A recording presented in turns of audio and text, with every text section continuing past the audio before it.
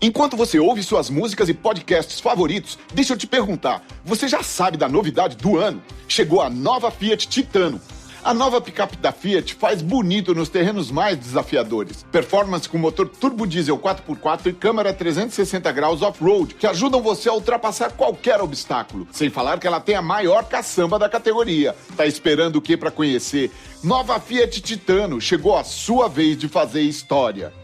Paz no trânsito começa por você. Have you heard of Rumble.com?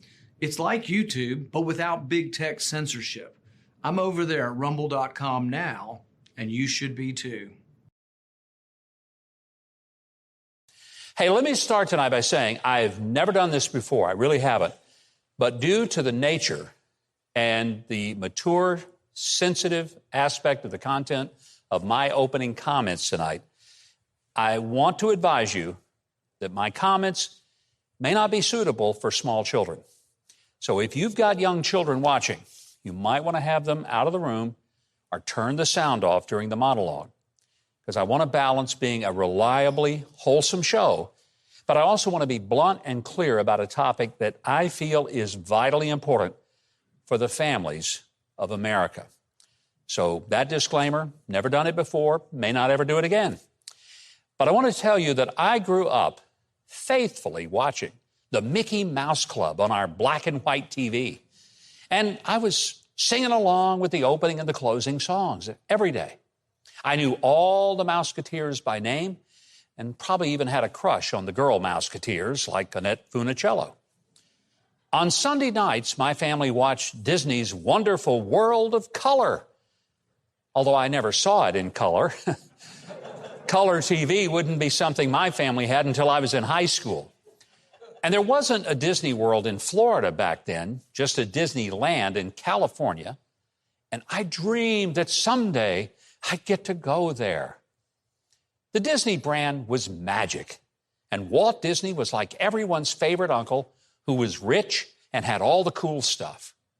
I mean, the Disney movies were dependably wholesome, family-friendly, and most all of them had a moral lesson embedded in the plot. Parents knew that their kids could see a Disney film and be entertained without being embarrassed or indoctrinated. Just a few years back, we took our entire family to Disney World. Oh, sure, it was mostly about taking the grandkids there and making sure that they were indulged to the hilt. But the wonderful family-friendly company that Walt Disney founded is gone, replaced by creepy corporate executives who have lost their minds and will likely lose a lot of their customers. They certainly have lost me. Disney executives have outright lied about the Florida legislation that prohibits government schools from teaching sexual content to preschoolers and young elementary children. What person in his or her right mind would want a 4-year-old child to be taught about homosexuality, transgenderism, and sexual expression? Disney execs repeated the utterly debunked lie that the bill was a don't say gay bill. Such language was nowhere, nowhere in the bill. But then it gets worse. In a conference call, other Disney executive leaders expressed the goal that in future Disney movies, at least half of all the characters in the film are to be gay, lesbian, bisexual, transgender, queer, or something other than heterosexual, or they must be a racial minority. Watch. Many LGBTQIA characters in our stories, and yet we don't have enough leads. I don't have to be afraid to let's have these two characters kiss. Let's in the background. I was just wherever I could, just basically adding queerness to if you see anything queer in the show, I'm proud of them. But I just was no one would stop me and no one was trying to stop me. Now, those are Disney executives on a conference call, and journalist Christopher Rufo got a copy of the call, and that's how we ended up knowing what they were actually saying. This is not something manufactured. It's not hearsay. Those are Disney executives, some of the highest people in the organization, giddy with excitement about the agenda that they're going to put upon not just the company, but upon you. Broadcasting from the Big Peach of Atlanta, Georgia. A show unfiltered, unscripted, raw. The Patriot Angle Podcast.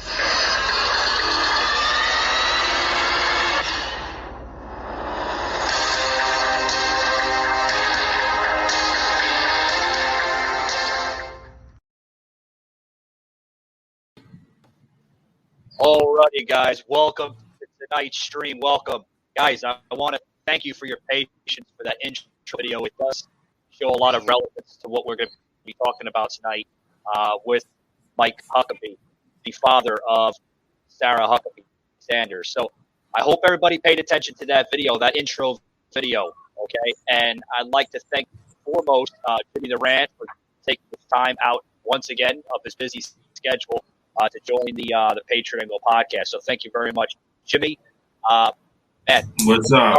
Yeah, what's up to you? Before we start the show, Jimmy, how is your week going, bud? Oh, it's a little hot up here, man. We reached like about 100 degrees today. The air was a little bit warm.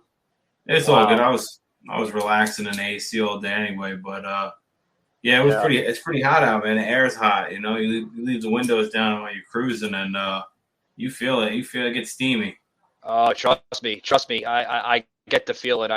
Guys, this is going to be a really, really big show. It's going to be one of those, what I like to call it a MAGA show, right? Right. So hour one, guys, Jimmy and I are going to be discussing basically, what the hell is going on with Disney? Has it gone to a point of no return? Okay. Has it gone to a point where it cannot go back to the original formula of the company? We're going to touch a lot on that on hour one, guys. Hour two, we're going to be bringing in two special guests. One guest I had on the show before, PJ Agness of Archangel Protective Intelligence, joining us here on the show on hour two, as well as another guest from Walt's Kitchen Table Podcast, the host himself, of Walt Disney, if I'm pronouncing his last name correctly. I'm terrible with last names. And then basically closing off the show on hour three, we're going to have the analysis of the Patriot Angle Podcast, Soslin Temison, on the show. So Sas is saying he's going to try for video. God willing, we hope. See how strong the towers hold up there in countryside of Madison. Right, Jimmy? You're coming in a little choppy. Do you hear me okay? Yeah, I hear you very well, yeah. You sound like there's a little bit of interference, but I just want to make sure before you go on 3 hours of choppiness, you know what I mean? Oh, yeah, I can hear myself, I want to make sure that I have the, the audio seems to be on echo cancellation, so it seems to be working pretty well. Hopefully it'll clear up, but you're coming in pretty damn good. I hope I'm coming in clear. But Jimmy, let's get into this Disney stuff, man. Like, what's your viewpoints on this woke agenda of the company, man? This crap. Well, I'm not really too surprised, right? We've seen many things come out of Disney the past couple of years. I mean, not even just the past couple of years. The past 20 years, Disney has kind of been producing a lot of like young talent, right? They're into the singing and dancing, and then those people either segue into musical careers or some kind of acting career. But we know that, and I can't say, I can't say it's 100% proven, but we know that in the entertainment industry, there's a lot of really weird shit, a lot of pedophile type of predators out there. So I would only imagine that a company that stands by certain standards, right, that these kids are, who knows what's happening to these kids behind closed doors. A lot of these entertainers and a lot of these childhood actors have come out and said that, they've they were molested or raped or, coerced into doing drugs and all types of shit at a real young age. So, you just have to ask yourself, a company that aligns itself with certain values like that is, I wouldn't be surprised if a lot of that stuff goes on with the people involved in their industry. Oh, without a doubt. Without a doubt. I mean, Jimmy, this is not the same damn company that we grew up with, where all your dreams can come true. Now the new saying is, hello, dreamers and fellow people of the world of magic. I think that's the new catchphrase. They can't say the old catchphrase. Now it's hello, dreamers, right? And a lot of it has to do with this whole new LGBTQ plus community, this new narrative that seems to be injecting its poison into the company. You know what I mean?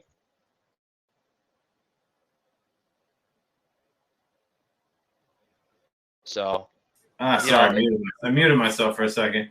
Oh, well, okay. I mean, listen, you're gonna see a lot more of that though, because it's well, let's face it, the LGBTQ community has a lot more people that are more vocal. They're more present. They're more prevalent in a lot of jobs, right? I mean, it's more of a trendy thing to I got kids screaming outside.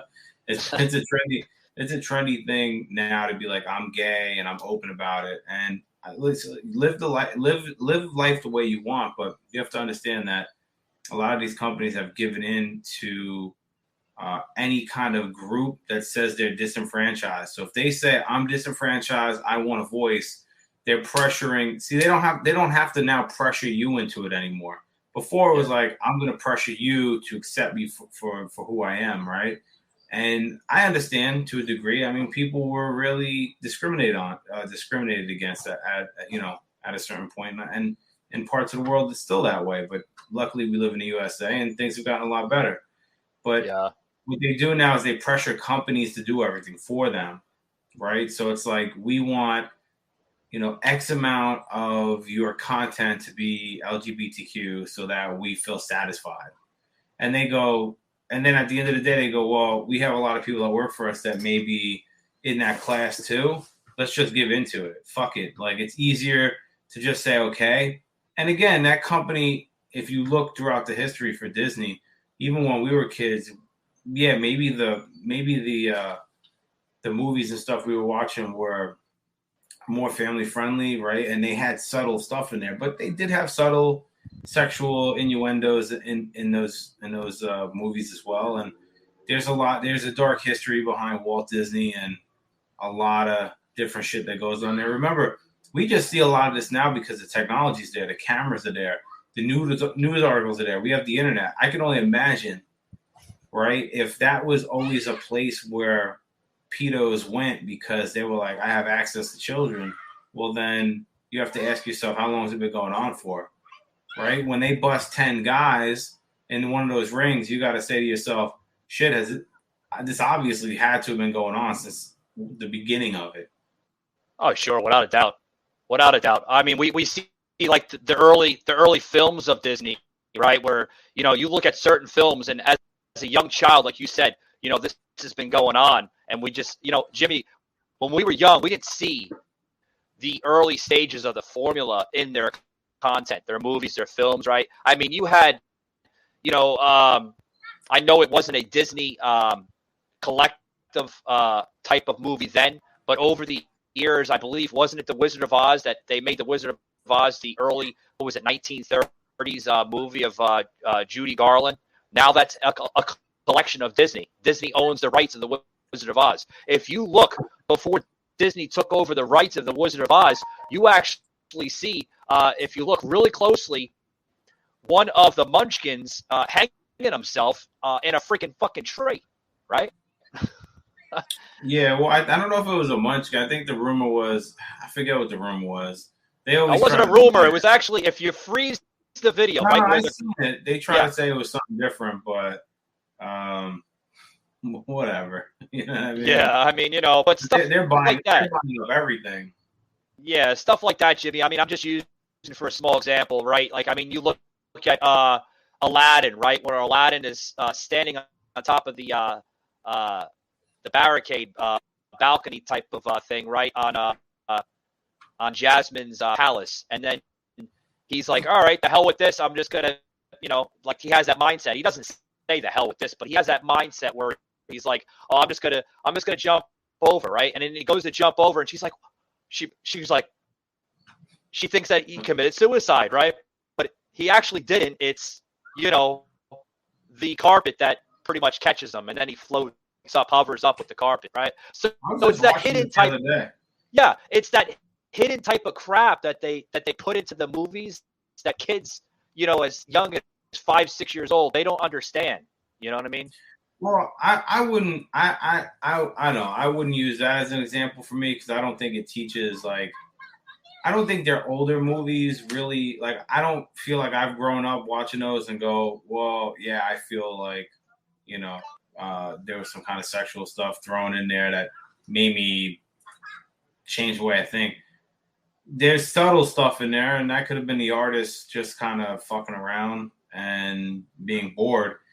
Disney is buying up a lot of things. I mean, they are a mega corporation, a mega company.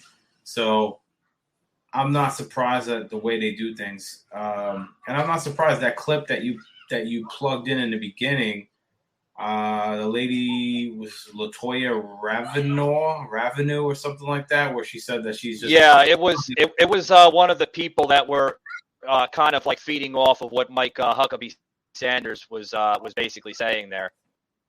But yeah.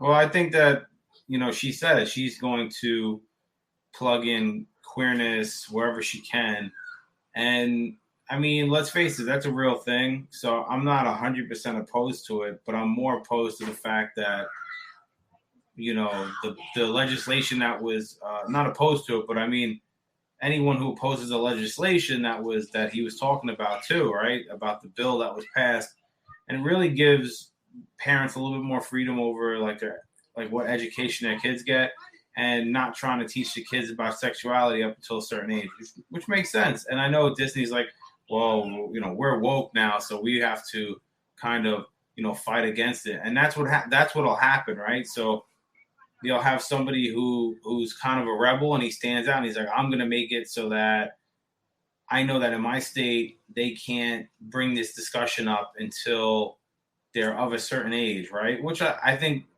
most of us had sex ed around 8th grade, beginning of high school. Yeah, but my next question is, Jimmy, like, do you think, okay, and this is your personal opinion, I'm not going to judge you. I mean, you should know me by now, right? Do you think that they should be teaching this shit in grades from kindergarten to at least maybe 4th or 5th grade? No, I don't know anyone. So here's the issue. If we lived in a utopia, I always throw that out, which we don't. If we lived in an absolute utopia where the children that were being churned out of schools are absolute geniuses, right? Then I would say they have the competency to kind of understand maybe some of that content to a small degree, but we don't. We're churning out, right? And passing grade, like the national IQ slipping, and the passing grade keeps getting lower and lower. So what is the benefit?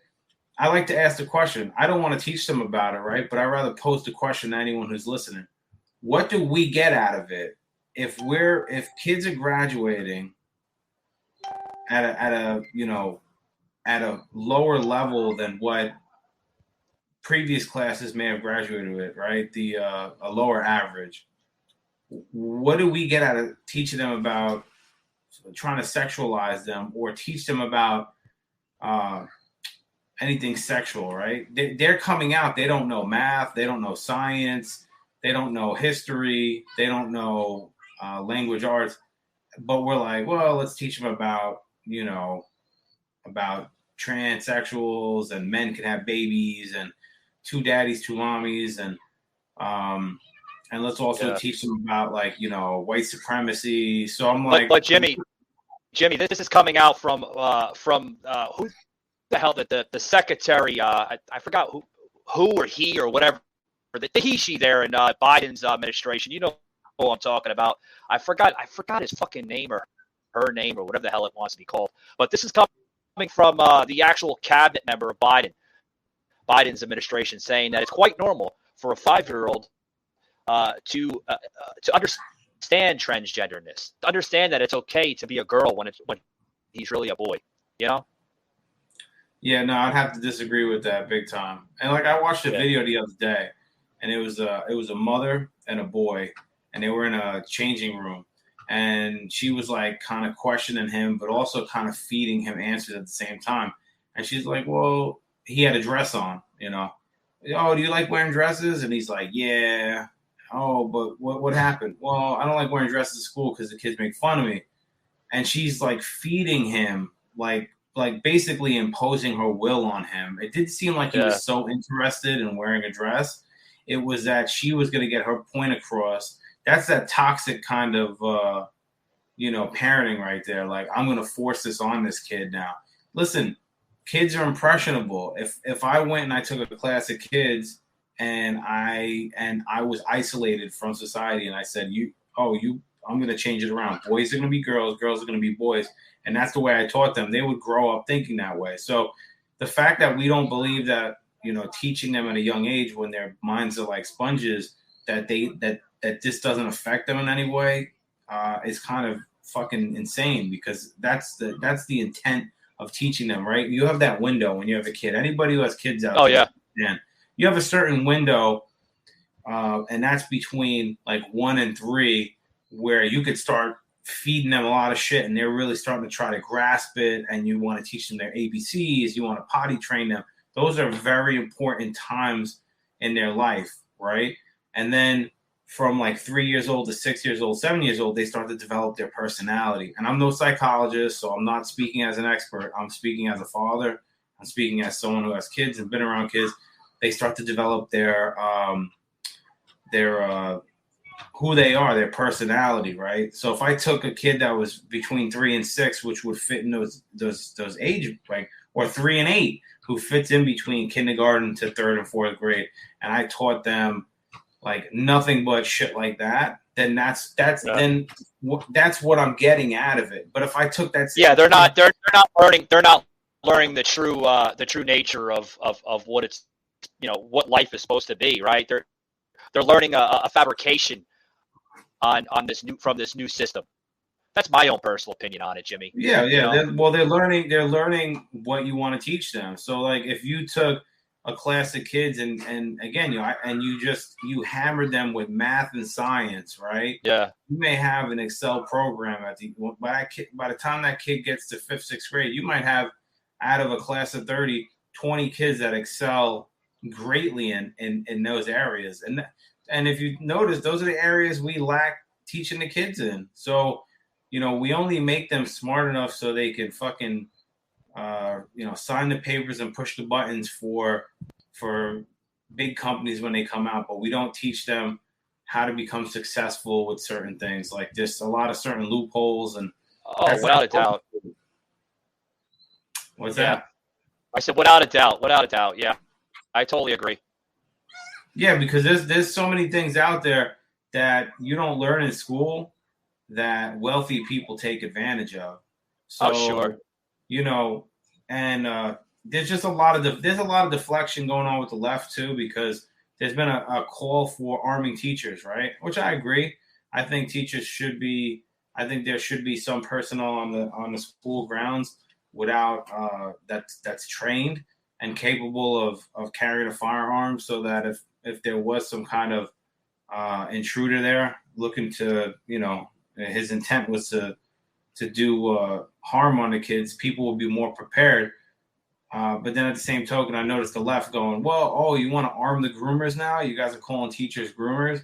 Nah, I want to get that in, I'm a little tired too. Sorry.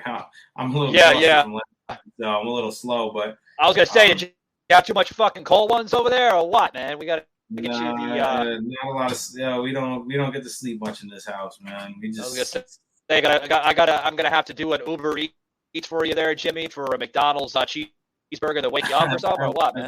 If I had too many cold ones, I would have had a good sleep last night. I'll tell you that. I'm telling you. But Jimmy, this is drawing a lot of fucking attention, man. Which is Floridians. Now I'm about to plug in this video, guys. Okay, to show you the differences with different types of Floridians audience, because not everybody is a fucking Republican there in the state of Florida, guys.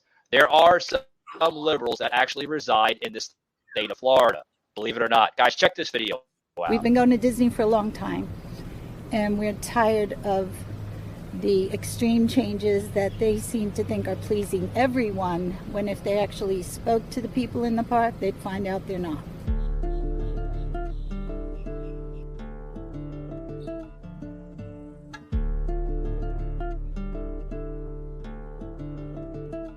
When our annual passes expired in February, we did not renew them because of our displeasure with the way Disney has gone overall, not just on that particular issue, but on all their wokeness. I feel Disney should take a stand. I mean, the visitors that arrive at Disney World and the other parks come from all over the world, and they bring what I would imagine is very supportive view to a modern approach to LGBT.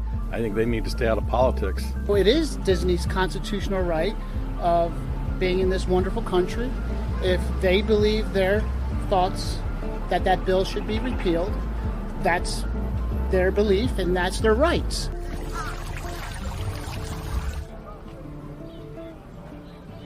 He's right on. We need to protect our kindergartners and first graders and second graders. They don't need to hear that stuff. DeSantis to me sounds like a bully, and bullies have to be stood up to. I am a retired teacher, and I agree that that is not the kind of thing they should be focusing on in K through 3. My belief is, and I'm a parent myself, is that it is the parents' jobs to teach their children on the society of the norms and of the norms of their household. I don't believe that is a state employee or federal employee's job to teach that to our children or to anyone else. These days, worldwide, the whole LGBT situation is just accepted and embraced. It doesn't need negativity, around it. Everything he's doing is protecting families and protecting the people in the state, and I just love everything he's doing. There's a lot more important topics those kids could be learning, and I think they need to be given a chance to develop themselves before they start being taught about what they should be.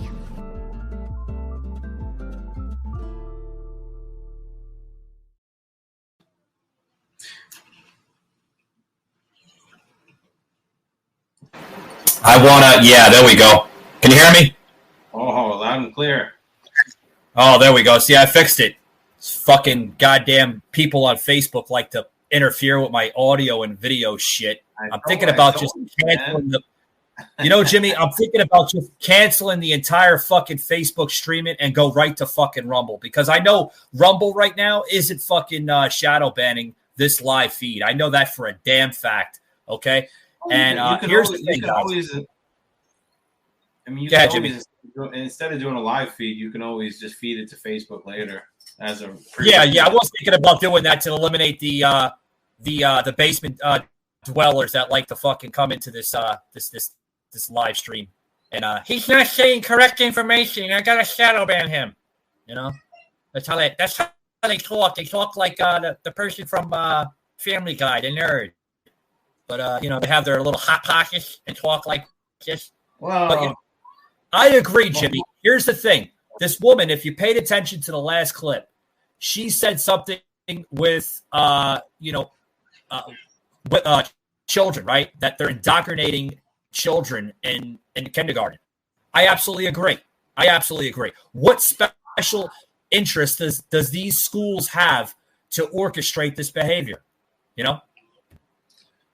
Well, unfortunately, you have these really weird individuals that have taken the course of like, I'm going to be a teacher, and there's nothing. Listen, man, I give credit to anyone who teaches out there.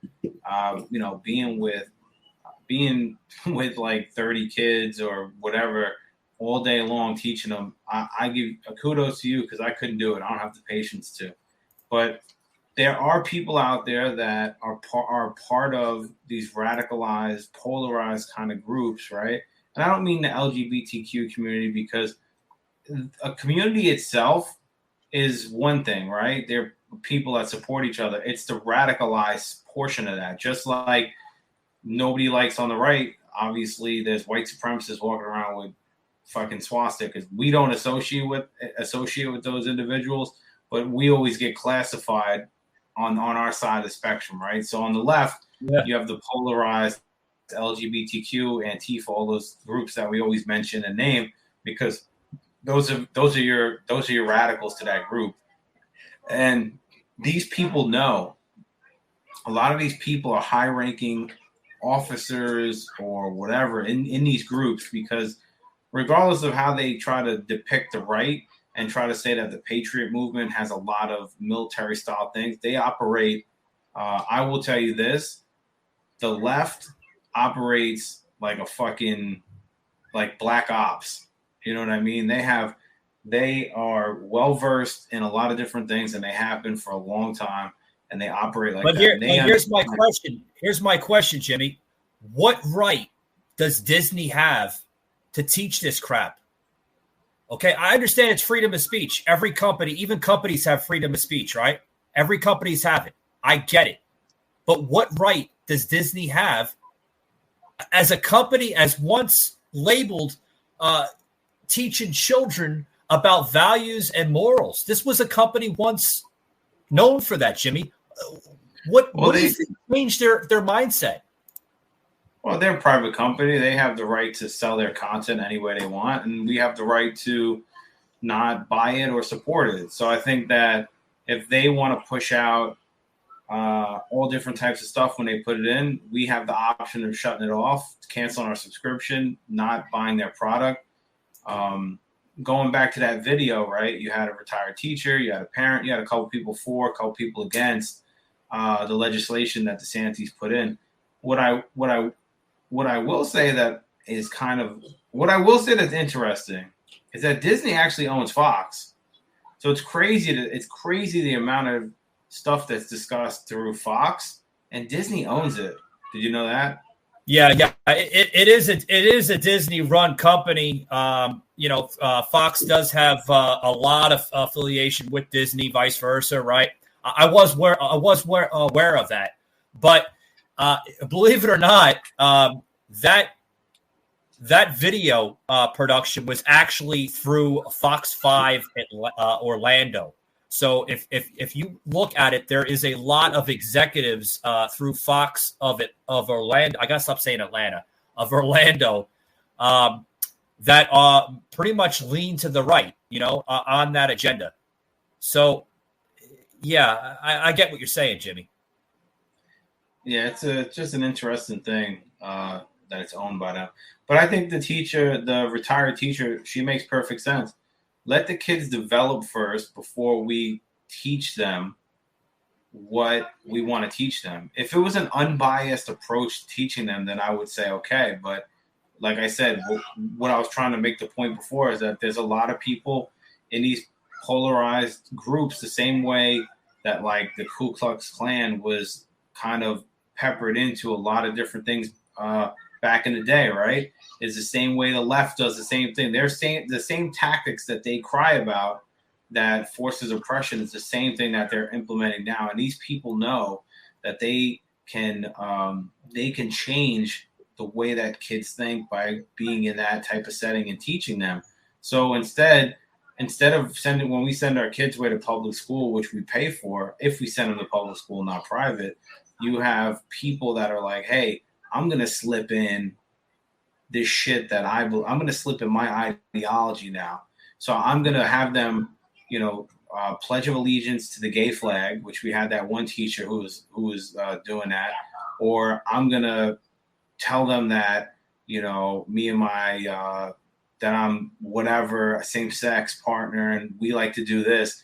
So they are able to sneak it in because of the attention spans of the kids, but the kids are absorbing it. You know what I mean? So it's like, hey kids, we're gonna learn about history today. But did you know that you guys are all entitled to white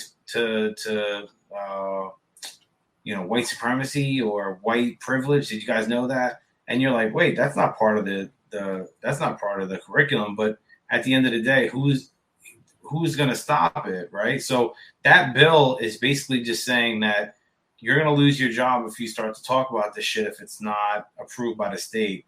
And I agree with one of the gentlemen on there. It's not for a state or federal employee to sit there and teach our kids about that. It's for us to teach it, because there's a lot of different cultures and religions that would not want their kids to learn about that. And they will be taught about that at home. And their parents, what happens is when you allow these teachers to go and do this, right? It's not like Disney. Disney, like I said, we could stop buying their merch. We could turn them off. We don't have to pay attention to them. We could talk out against them. But when it comes to public schools and we pay taxes for this, all right, they're basically telling you that, you know, your children, we own them during the day, and we'll teach them whatever we want, and we'll instill whatever values we want. But Jimmy, do you think, okay, this strikes a hard nerve in my body. You know, I grew up off of Disney. You did too. We're practically around the same age. Do you think that this is not poisoning not only, you know, our children, but maybe possibly poisoning the next set of generation to come? Oh yeah, I think there's an attack on masculinity right now. But here's the point I'm trying to say is, all right, we're on, you know, the Disney topic and the material Disney. Do you think, you know, what's going on with the LGBTQ plus, you know, in all different types of communities throughout the United States and throughout the world for that matter, do you think that Disney has an entire different panel, an entire different platform on their company? Do you think that we're going to see a lot more movies that are going to have two dudes kissing and, you know, women making out and possibly almost fornicating with one another? I mean, and what is this teaching kids? That, I mean, yeah, don't get me wrong. Kids will learn this as they get older. We all do. We all learn about sex as we get older. Usually it happens like in the middle of middle school, going towards high school a little bit, right? But now, I mean, we're seeing children learning about sex as young as 5-6 years old. But do you think that Disney is going to go this direction, Jimmy? Well, I think they already said it in their team meeting. I know they said it, but they could always go back on their words and their material. Do you think that they're going to try to bring this more into play? Absolutely. They're going to continue the path that they've been going, and it's only going to become more prevalent in what they put in their content. Like I said, they've already kind of openly said it in meetings, or the meeting that was leaked, right? And it'll just keep going and going and going, and they'll keep, walking the line and seeing where they go. But like I said, I mean, for Christ's sakes, there was a gentleman just earlier before. I wish I had the damn sound clip to that, video clip to that. Forgot to fucking download that and plug it into tonight's show. But guys, I believe if you check back on the Instagram page and Patriot Angle Podcast, and then now on True Social, guys, which we are on True Social, fucking yeah, I love it. So much great unfiltered content on True Social. They don't shadow ban, they don't fact check. I had to look at True Social, Jimmy, before, and I'm like, holy shit, am I in a fucking another dimension or something? I'm not getting fact checked. Jimmy, you have to jump. You have to jump on the truth shift, so to speak, right? You have to jump on the truth ship or train, because you don't get fact checked, you don't get censored. It's almost like you're on another fucking entire planet. It really, I mean. But there was a video that we posted. I think Instagram took it down because it was misinformation about Disney World or some stupid shit. But it's actually true. It's weird that Instagram takes it down, but then you see some video content creators that have almost the same video up on their YouTube pages, and it's still up there. You go to wonder, you know. But we put it up on True Social, where a gentleman and his family were sitting down at a restaurant, and he says the company has gone so woke that we weren't greeted by a normal individual like Disney World usually has, like the theme people, you know, in dresses, and you know, they have that Disney vibe to them, right? The Disney type of touch to it. No, Jimmy, this was a man, a bearded man in a dress, a hermaphrodite, whatever, if you want to call it that that came to the table in a manly voice, almost like a manly feminine voice. Can I take your order? It was a woman with a beard and a dress. Like, your reaction as a father, Jimmy, what would you do, man? Like, would you leave? That's a little sick, man. Well, yeah, I don't hang out at places like that, so. Well, not anymore, right? Not anymore. I mean, if I walked in and I sat down with the girl and the kids, and you know, I'm at Disney, or at one of their restaurants, and a guy walks up in a dress and he wants to take my order, I'm probably going to scan the rest of the restaurant and kind of figure out what the fuck is going on at first. Am I being pranked? And then I'm probably going to leave at that point.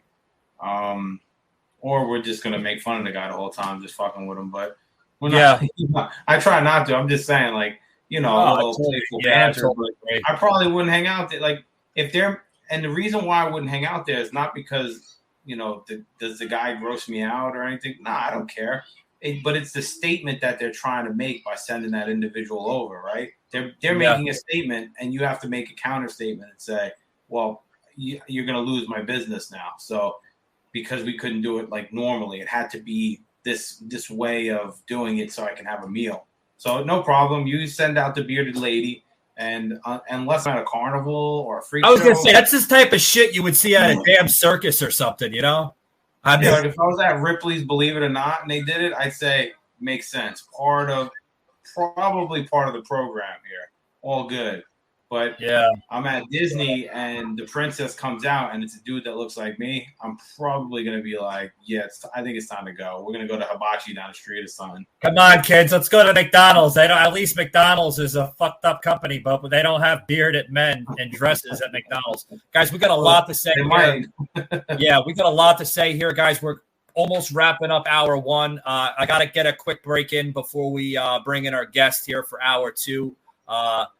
They will be joining us momentarily. As soon as I see them in the green room here on the bottom here of the screen of the digital green room, we will bring them in, guys. But we'll be right back after these short words. Hour two, we will have PJ Agness and Walt from Walt's Kitchen Table Podcast. I had to remember I had to say that correctly. Be right back, guys. Look around.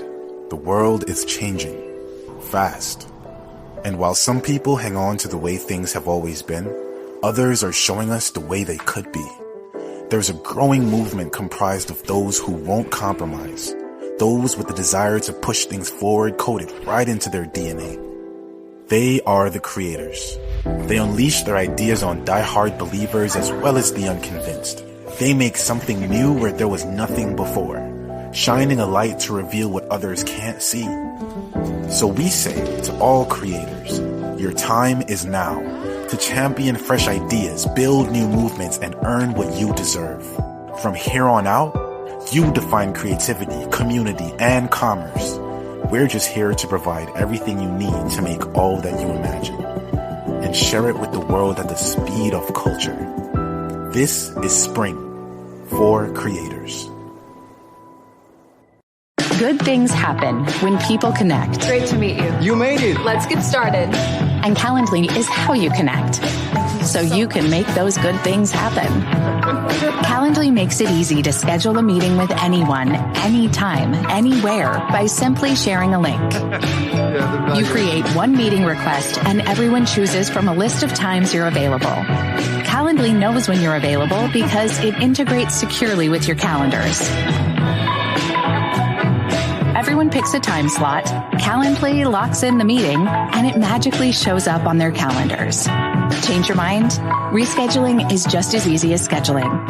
Calendly handles all of your bookings, reminders, and follow-ups, so you can go right to the good part. I'm excited. Good things happen when people connect, and Calendly makes that easy. Calendly, easy ahead.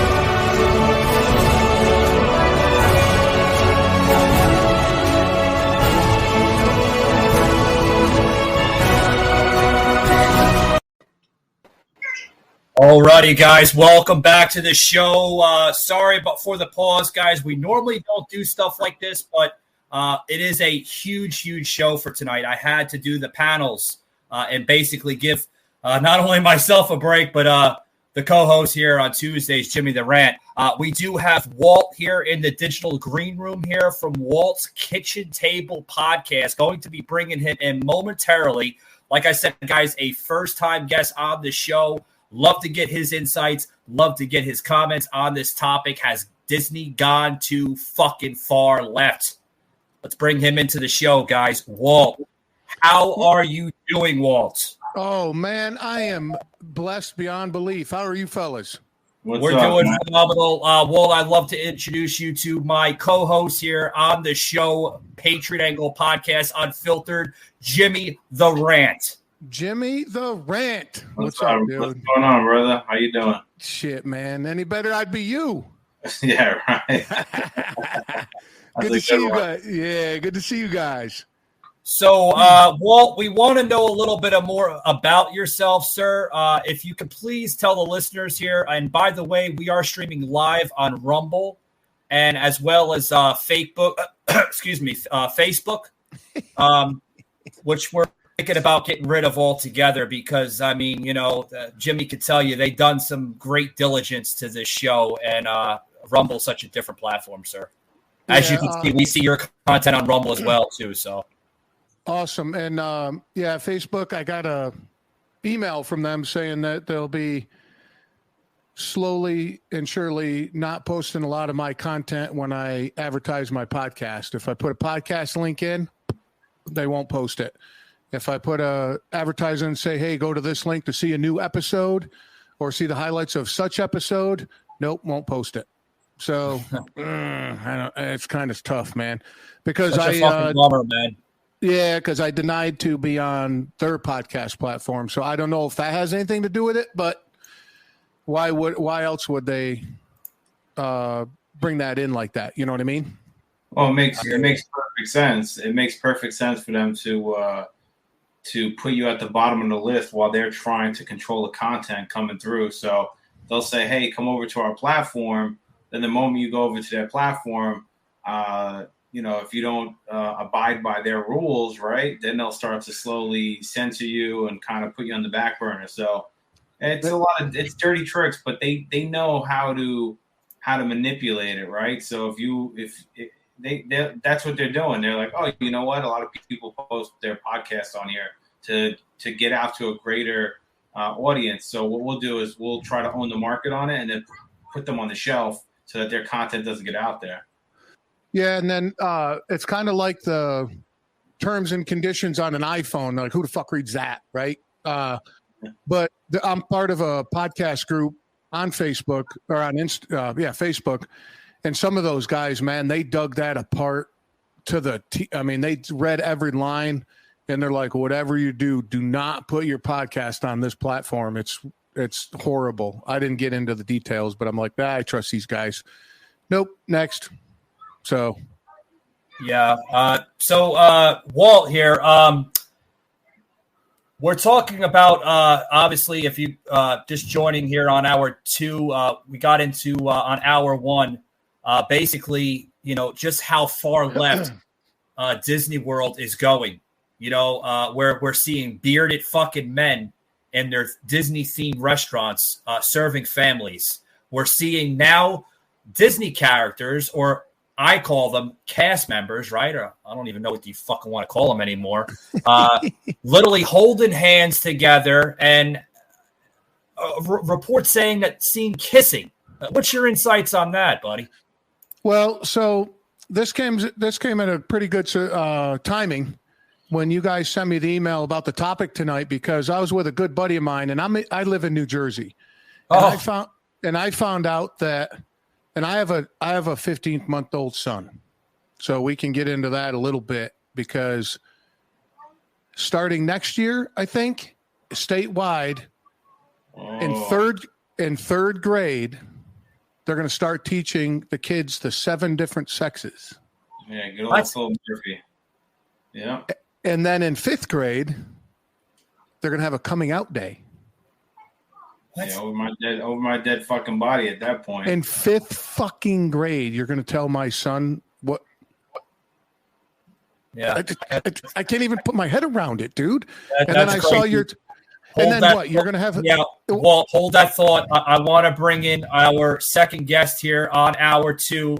This is PJ Agness. He's been on my show several times here. Always an honor and a privilege having him on my show. Well, I'm going to introduce you to him, and then you guys can introduce each other. He knows Jimmy, but obviously you guys are strangers and you guys have never met. And please introduce yourself, sir. I'm going to bring him on momentarily. This is PJ Agness of Archangel Protective Intelligence. PJ, how are you doing, sir? I am doing well, Mike. How about you? Doing great, sir. Where? He just dropped it. Oh, there we go. PJ, we thought we had to send the EMS for you, sir. There we go. Yeah, PJ, I'm having a little issue here. Yeah, we can see that. Here we go. I think we got you on there now. Coming in clear. Ladies and gentlemen, let's wait for PJ to get coordinated here. PJ, I want to introduce you to Walt. Walt, how do you say your last name? I don't want to pronounce it wrong. I appreciate that. Blau. Okay, so this is Walt Blau of Walt's Kitchen Table Podcast joining the show tonight, discussing just what the hell is wrong with Disney and their radical agendas. So, nice to meet you, bud. I think we got you on mute there, PJ. Or you got yourself on mute. There you go. All right. Close up. Yeah. Should be ready to go. Yeah. Got to bear with PJ. He doesn't really use StreamYard a lot, so yeah. Well, I think I'd be interested in hearing the rest of Walt's what he was saying. I mean, go ahead, Walt. I'm so sorry. That's okay. So, PJ, I found out I have a 15-month-old son, and I found out here in New Jersey that in 3rd grade, they teach you the 7 different sexes, and then in 5th grade, you have a coming out party. In 5th grade, dude, I did shit, man. I didn't even know what the hell. I don't even think I knew what the hell a penis was at fucking in 6th grade, unless Of course, I knew I had one, but that's about all I knew what to do with it. What the fuck? And then there's the Walt Disney stuff. What do you want you want Disney characters to teach my kids? I mean, I have a hard time with a lot of that stuff, man. And I guess we can just go down that rabbit hole. But I mean, I don't care, dude. My theory with anybody and everything, I don't fucking care who you bang. I don't care what gods or God you believe in. I don't give a shit about any of that. Pull your own fucking weight and just be a good dude. That's it. And if you believe and you worship the fucking garden gnome out front, hey, right on, dude. If that brings you joy and peace, great. But don't come knocking on my door and tell me if I don't worship the garden gnome that I'm a piece of shit. That's what I have a problem with. Yeah, well, I could totally agree with you. I love your content, by the way. Very unfiltered, I must say. Thanks. By your podcast, I've seen your podcast. I'm not sure if Jimmy has seen a little bit of it. I did mentioned you to Jimmy in the last week here. So he probably doesn't really know your content yet. And I told him to check out Walt's podcast because he gets into some unfiltered politics. Really good, really good stuff. Jimmy, I like your shirt too, dude. Thanks a lot, man. Yeah, I'm a fellow New Jerseyan too, so I feel your pain on that. And my son is 18 months. I got two older boys, but one of them is in private school, the other one's in public.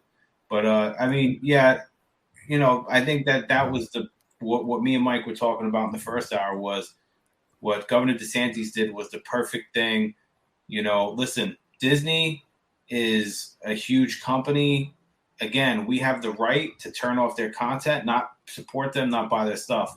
But when you do have state employees like teachers and they want to teach this type of shit, we need our elected officials to step in and say, this isn't allowed on the government level. That's the point of voting these individuals in. They're supposed to represent us. Unfortunately, in New Jersey, you being and Mike being he was a resident of New Jersey too. Unfortunately, we know it's a blue state, so we know that people cry for this stuff. They're like, "Oh, we love it. We absolutely love it. Make the kids gay. We love it." And you're like, I need my kid to pass math and science first because he needs to get into school. And you're like, no, teach him about white guilt, teach him about being gay, teach him about, and I'm like, listen, those subjects should, in my opinion, should be, you should segue them into high school, right? When kids are coming of age and have a little bit more of an understanding, if you want to teach a 13, 14-year-old and say, hey, there's this, because if you have a 13, 14, 15-year-old, they're gonna take it a certain way. Their hormones are racing. If you want to teach them, I mean, that's when we had sex ed in high school. First year in high school, we didn't have it in grammar school.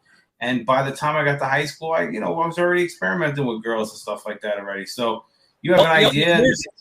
Here's my content. Yeah, here's my question for all of you guys, and I'd love to get everybody's insight.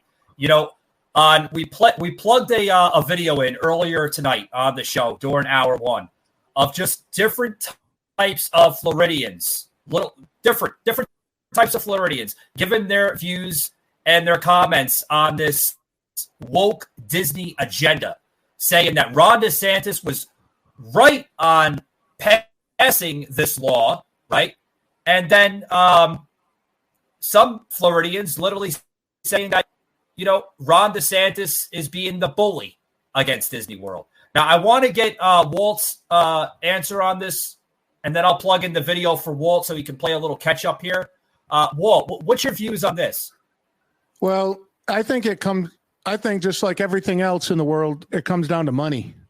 I believe that somebody, I don't know what group, or I don't know enough about that, decided to jump on this woke bandwagon with a company the size of Disney, crash the fucking stock, because that's what it did. I don't know if it went back up or not. I know you guys could probably answer that. Crash the stock and then do what they normally do, bring it back up. And during that time, they moved money around, and now they're going to get even fucking richer. That's just, yeah. I think it doesn't have much to do. I guess my opinion is they felt a little bit of pressure from the 0.04% of society. Right. They're so fucking loud that they said, we got to do something. Well, of course, those guys and women or whoever runs these huge companies are absolutely brilliant, or their lawyers are. And they said, okay, why don't you sue the public and say, our characters are going to do this. Our characters are going to do that. And until this time, we have until 4 years to make sure that all our characters are, and everybody goes, yay. And everybody that now, look, we're still talking about it. How fucking great, how great a advertisement is that? And then you see the stock plummet, and it's almost like they sabotage it to make more money. That's just my opinion on that.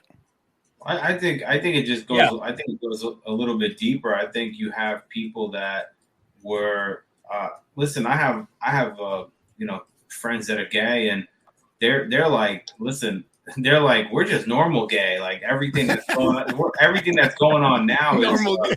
Well, that's how they explain to me. Like everything that's going on now is kind of crazy because they're like, hey, it's like being gay is a sexual preference to me, right? For me, but it's not my identity. And they're like, these individuals, when it comes to transgender, it's their identity. So they're constantly fighting for that identity and constantly fighting to be accepted. And unfortunately, you have a lot of people that are in these CEO positions or in these panels, right? In these large corporations where they might have been one of those people and felt like I was never accepted fully. So they're like, here's my chance now to impose my will in these companies and kind of take it out. And it's a good example with a lot of different things that go on. It's taking the whip of oppression from one hand and they want it in their hand now. Well, it's like the guy that got fucking bullied his whole life becomes a police officer.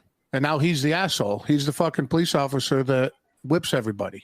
Well, that's what I mean. It's same thing. Yeah. It's writing an injustice for that person by taking it out on anyone else that had nothing to do with it. Mm-hmm. Yeah, it's a good point. Yeah, let's get some insights here on PJ. I think we got PJ back on the panel here. I think he was having some difficulties. PJ, what's your analysis on this there, sir? PJ. Well, I've been a Disney fan my entire life. I know this company. We grew up with family in Orlando. We went there every 4 years. I went to Disney for my honeymoon. Obviously, I just wrote this article about some of the origins with ex-intelligence officers. I know what kind of a guy Walt Disney was, and I know what kind of a company. Oh. Yeah, I think we lost you there, PJ. You there, PJ? I think we lost your transmission there, sir. Whatever headset you're using, it's coming in and going. But guys, I want to plug in this piece here. I'll just basically overlay it here on the show. Just literally, PJ had wrote an article. If you guys are well aware of Minnesota's media group, Koala Media, in the great state of Minnesota, where PJ resides at, wrote an article here, guys, on Koala Media. Check this out here. Basically here, the spies who built a Magic Kingdom by PJ Agness that pretty much wrote this up. You can check it out first and foremost here on the website. I'll plug in a little bit more into this. That's what the storytellers do. They restore order with imagination. And I mean, like I said, you could read the entire article, guys, on Koala Media, which is a tremendous media group. Have you read that, Jimmy? Have you got into that article by PJ? No, I got to check it out, man. I haven't had a chance. Yeah, definitely check it out. Yeah, it's a really damn good article. I thought PJ did like a tremendous job on that piece. And as you could say, he's a true advocate of conservatism here in America. And he also does other things as well, too. He pretty much gets into espionage, which I'd love to get his insight, but apparently he's having some issues, his glitches on his end. That's what happens. It's the internet world. We come so fucking far, but still people seem to have fucking problems here. You know what I mean, Walt? Yeah. Technology's great till it's not. Yeah. So, like there he goes again. He's popping and going. I guess the Wi-Fi there in Minnesota is not the greatest. And sometimes we have that fucking problem with Sauce here that will be joining us here on hour 3. Sauce he's from a little country town of Madison, Wisconsin, probably the most liberalist fucking area of the United States. And I mean, he comes and goes. Jimmy and I, we had to play like Duck, Duck, Goose, just trying to understand him. One episode, he was like, kind of like a cell phone call, but Walt here. It's it's kind of coincidence. We have a man named Walt, and we're talking about the company Walt Disney, right? I mean, it's kind of funny. People are like, "What's your?" In my accent, depending on how I'm feeling at the time, I'll say, "My name's Walt," and they're like, "What, Paul?" I'm like, "No, Walt, like Disney." And they're like, "Oh, okay, I get that part. Okay, yeah, Walt. Okay, gotcha." I'm like, but. Back when I was drinking, I've been sober a long time, but back when I was drinking, you could barely understand my name if I told you when I was 3 sheets into the wind. But, are you closer to Philly? no, I'm Central Jersey. I'm actually Montclair. Montclair, okay, not too far. Yeah. I'm in Hudson County, so. Oh, nice. Yeah, Montclair is beautiful. I love that place. Yeah, I moved out from Colorado and I moved into Morristown, right? Okay. That was the first town I moved, and that's a beautiful, beautiful town. So you're a transplant. How long? What's that? How long you been here? 2013. Okay. Oh, 2013. All right, relatively new. Because I can hear it. I'm like, he must be from South Jersey because the accent does not line up with a New Jersey accent a little bit too much. So. No, Colorado actually, bud. I moved out here from Colorado. So let me ask you a question. Where do you move from? Like, where do you align yourself on a political spectrum, Walt?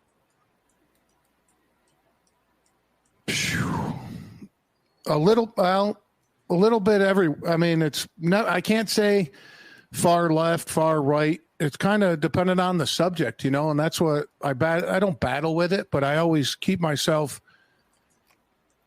true. If I agree with something, I agree with something. And going back to your identification, I don't identify as anything. Like, you can ask me what I think about a certain thing and I'll give you my answer.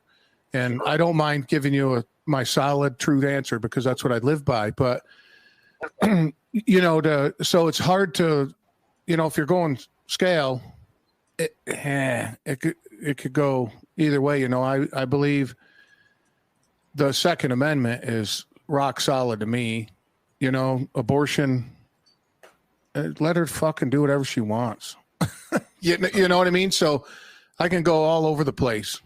No, yeah, I hear you. I mean, you don't have to sit into a certain set of values, which I don't find myself in them either, because I'm not a conservative, and I think a lot of people think right wing is conservative. I'm definitely a constitutionalist, right? I believe in upholding the Constitution, but there's certain social. Yeah, but Jimmy, you're one of those. Hey, Jimmy, you're one of those guys that you're like an old man trapped in a young man's body. My man. I'm pushing 80. You look good. You look good for 80 there, Jimmy. Yeah. No, I like that. Would you say a constitutionalist?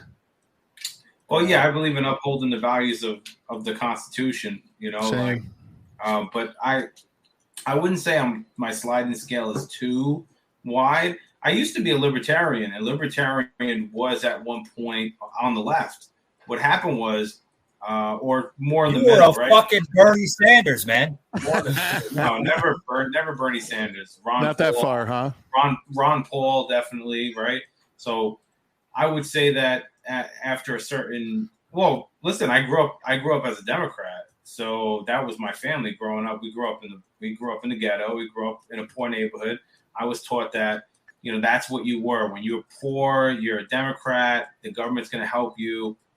As I got older, I started to realize that in my opinion, the Democratic Party wants you to stay poor so you can stay their voting base. And they didn't help you at all. What they did was they hung a carrot in front of you and they gave you just enough to get by. But when you started earning a little bit more to better yourself, they take it away from you. And then you get trapped back in that vicious cycle. And that's kind of why people touch on this whole socioeconomics of the ghetto.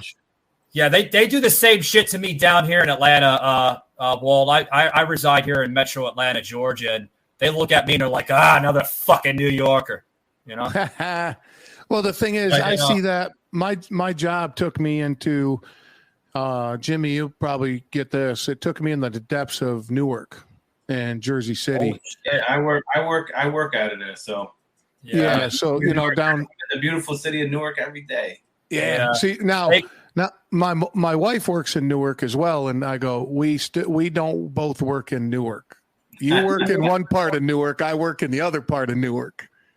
I hear you. Yeah, we're going to try to bring PJ back into the panel. Hopefully, he gave me a thumbs up here on a private chat here. Hopefully, he has a stream running. PJ, buddy, he's all smiles tonight, right, PJ?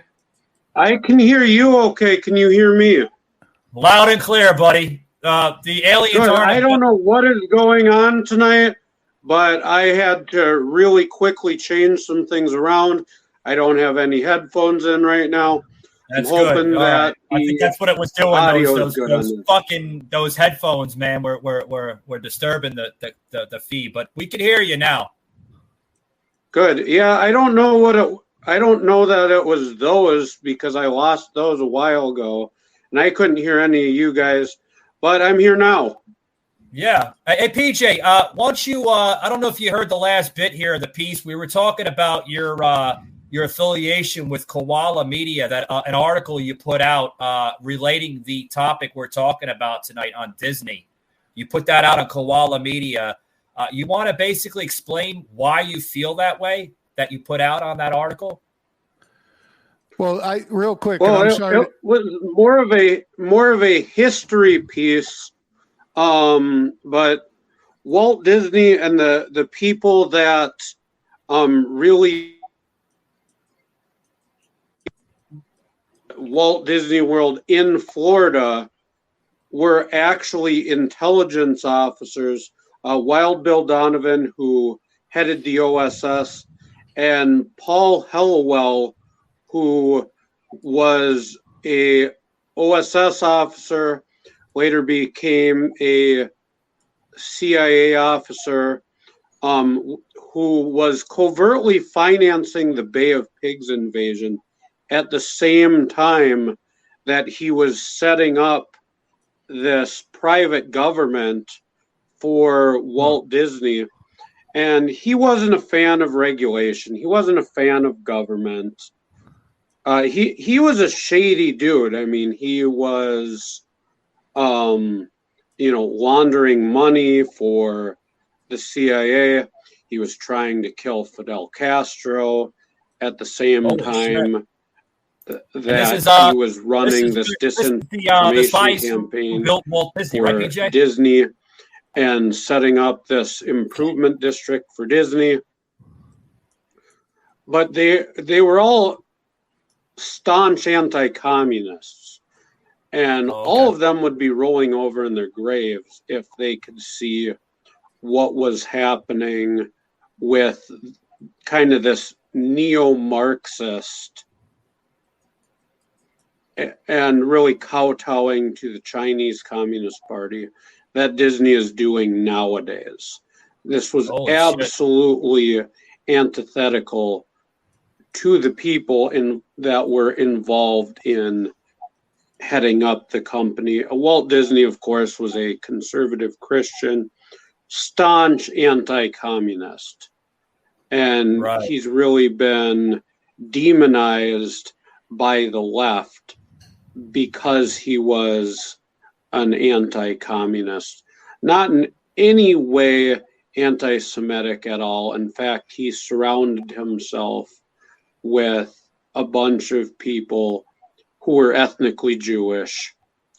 But they would be rolling over in their graves if they saw what kind hold that thought. of PJ, you're getting into some really good topics here. I think Walt had something to say towards that. Go ahead, Walt. No, what I didn't get a chance. I didn't know anything about that article until you just brought it up. And I was just hoping to get kind of a 30,000-foot view recap of that article so I could keep up with the conversation on that. That's all. Yeah. It's a good piece that PJ put out there on Koala Media. He's a big advocate of that company there up in Minnesota. True. I believe an American media company, right? They put out really good stuff. They don't give you that biased crap of politics that you see that shit on CNN and MSNBC and even Fox News for that matter. This company puts out really good stuff.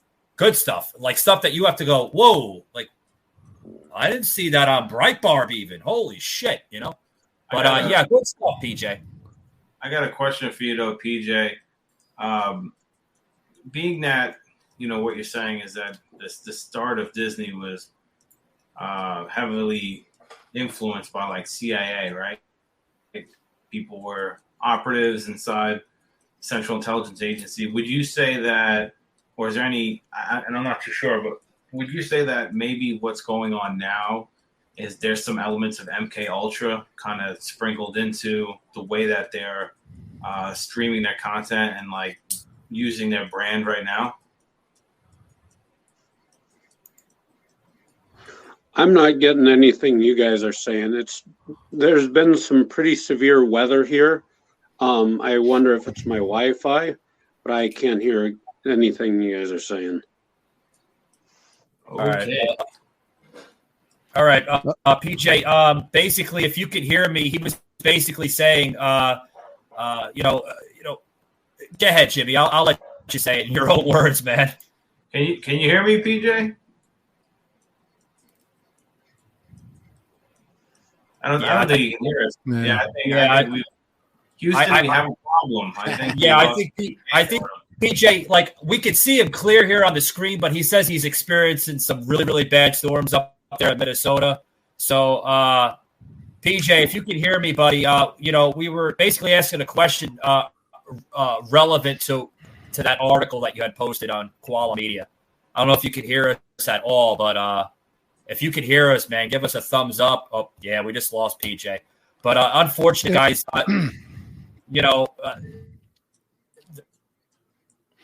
the man is experiencing heavy thunderstorms, probably lightning. So I just looked in the area where he's from, and he's experiencing a lot of bad weather. So, those storms could be kind of trickling out the Wi-Fi in his home. So, Walt, if you want to get into any more questions, I know we only had scheduled you for 45 minutes, but kind of approaching that 45 mark. If you want to get into any more content here, sir, the floor is yours. Now, Jimmy, I want to go back to what you were saying, and I pretty sure I agree with you because that seems to be the natural timeline or the natural order that would follow, right, with MK Ultra.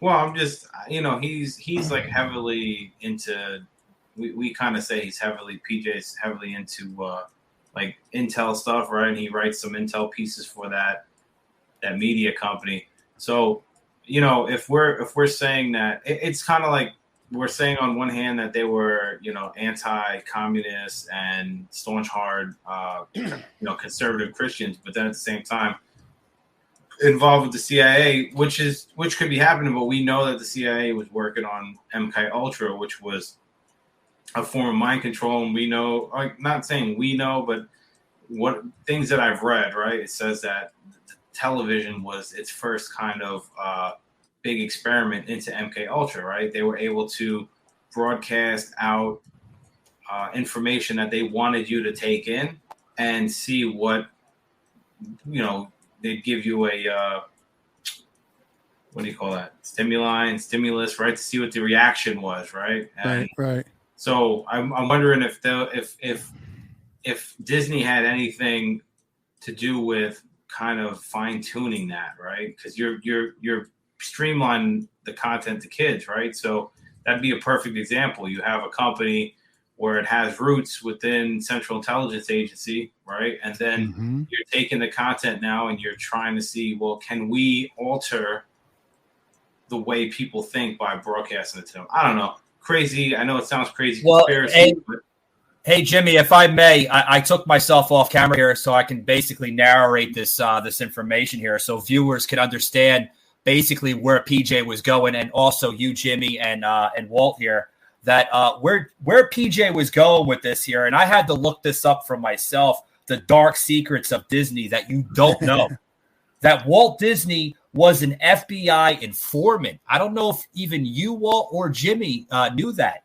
No. Disney was also responsible for Lemons committing mass suicides.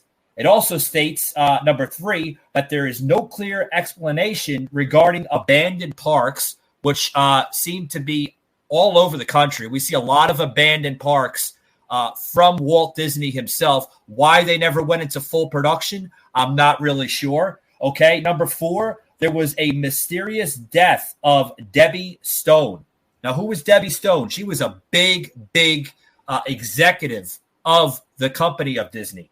Okay, where and how she died, a lot of people don't understand that. And people are probably hearing this information here on the Patriot Angle podcast Unfiltered for the very first time, because not even CNN or any other media group, probably even Koala Media, went into this. And I do give credit to Koala Media because their sources are very, very accurate, folks. Very accurate. Where they get their sources, I don't know. I would love to question Mr. Koala himself from that media group, where they're getting this information, because a lot of it is true. Number 5, Disneyland reports numerous incidents of people spilling ashes of their loved ones. What's up with that? I don't understand that. Like, does anybody have any questions with that? With the ash, the last well, one? I just think that would be that one doesn't seem to bother me much, because that'd be like if you love being on the mountains or in the ocean, you spread your ashes, right? If somebody, because I know some people that are just fucking bonkers for that theme park, or like that they identify themselves and that's all they do. So for them to pass away and get their ashes spread over there, I could see that. But the first thing that came to my mind was, you're going through the first 3 or 4, was look how big. I mean, we probably don't even have the slightest, we can touch on a little bit how big of an impact that this corporation has had just on the world, right? Oh, so sure, without a doubt, yeah. Yeah, so can you imagine the people or organizations that approach this dude or try to, I guess, for lack of better words, infiltrate this corporation through, like, what was that lady's name? The lady's name was actually Debbie Stone. She had a huge affiliation with the company as a high executive. So okay, so call me fucking crazy, right? Jimmy, jump in if you think I'm crazy on this. I can't get to Walt Disney. I want to get my impact, and I want him to, because he streams to millions and millions and millions of little people and adults. I can't get to him. So who's next down in line? That'd be like, you can't get to me, so now you're going to get after my wife or my son because you can get to them easier.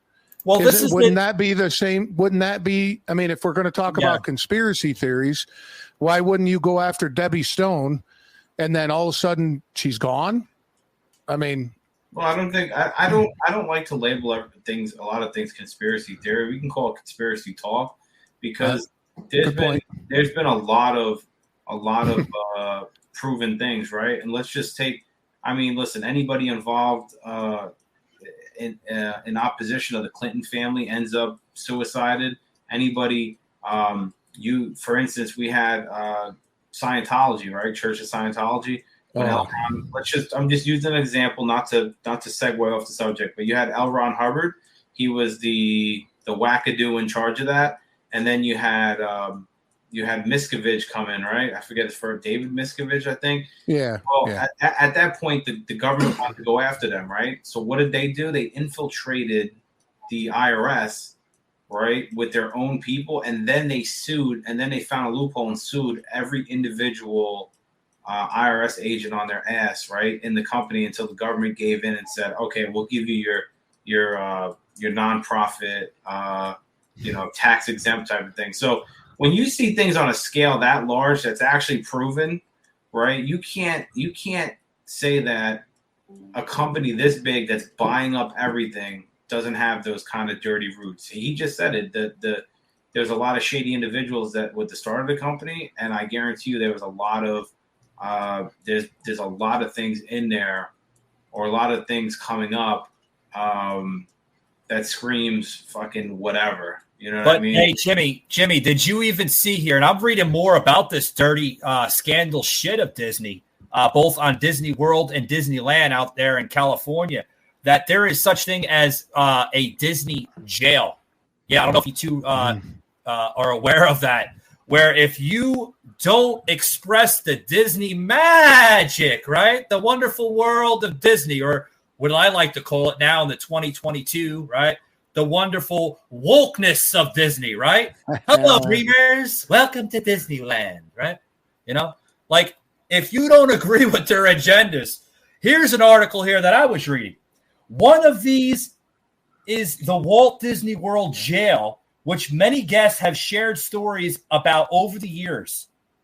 Both Disneyland and Disney World in Florida have a procedure in place that puts guests in a holding area until further assistance can arrive. What? Okay. To play devil's advocate on that, have you guys ever fucked up so bad at a sporting event you get put in jail? They got the bullpens there, so they put you in. They put you in a holding cell in the sports stadium. So would that be the same at Walt Disney World? You go and punch out Goofy and they tackle you and throw you in jail till further assessment is needed? Or with the new wokeness of Disney, if you say that gays are evil, do you go to not Facebook? Do you go to Disney World jail? Come on, man. So, Micah, you've been in Facebook jail before, I assume? Oh, many times.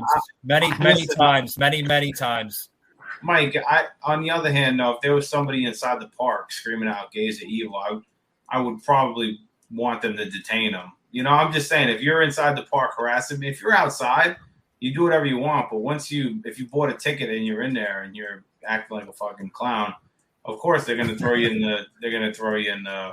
the Disney jail until the cops come and get your ass. So, but Jimmy, I don't think you understand what they're going through here. They're basically it's almost like a disinformation board similarity that we see here on Facebook. You know, like Jimmy, we just touched on that. Like about a week ago, 2 weeks ago, the disinformation, right? The Ministry of Truth.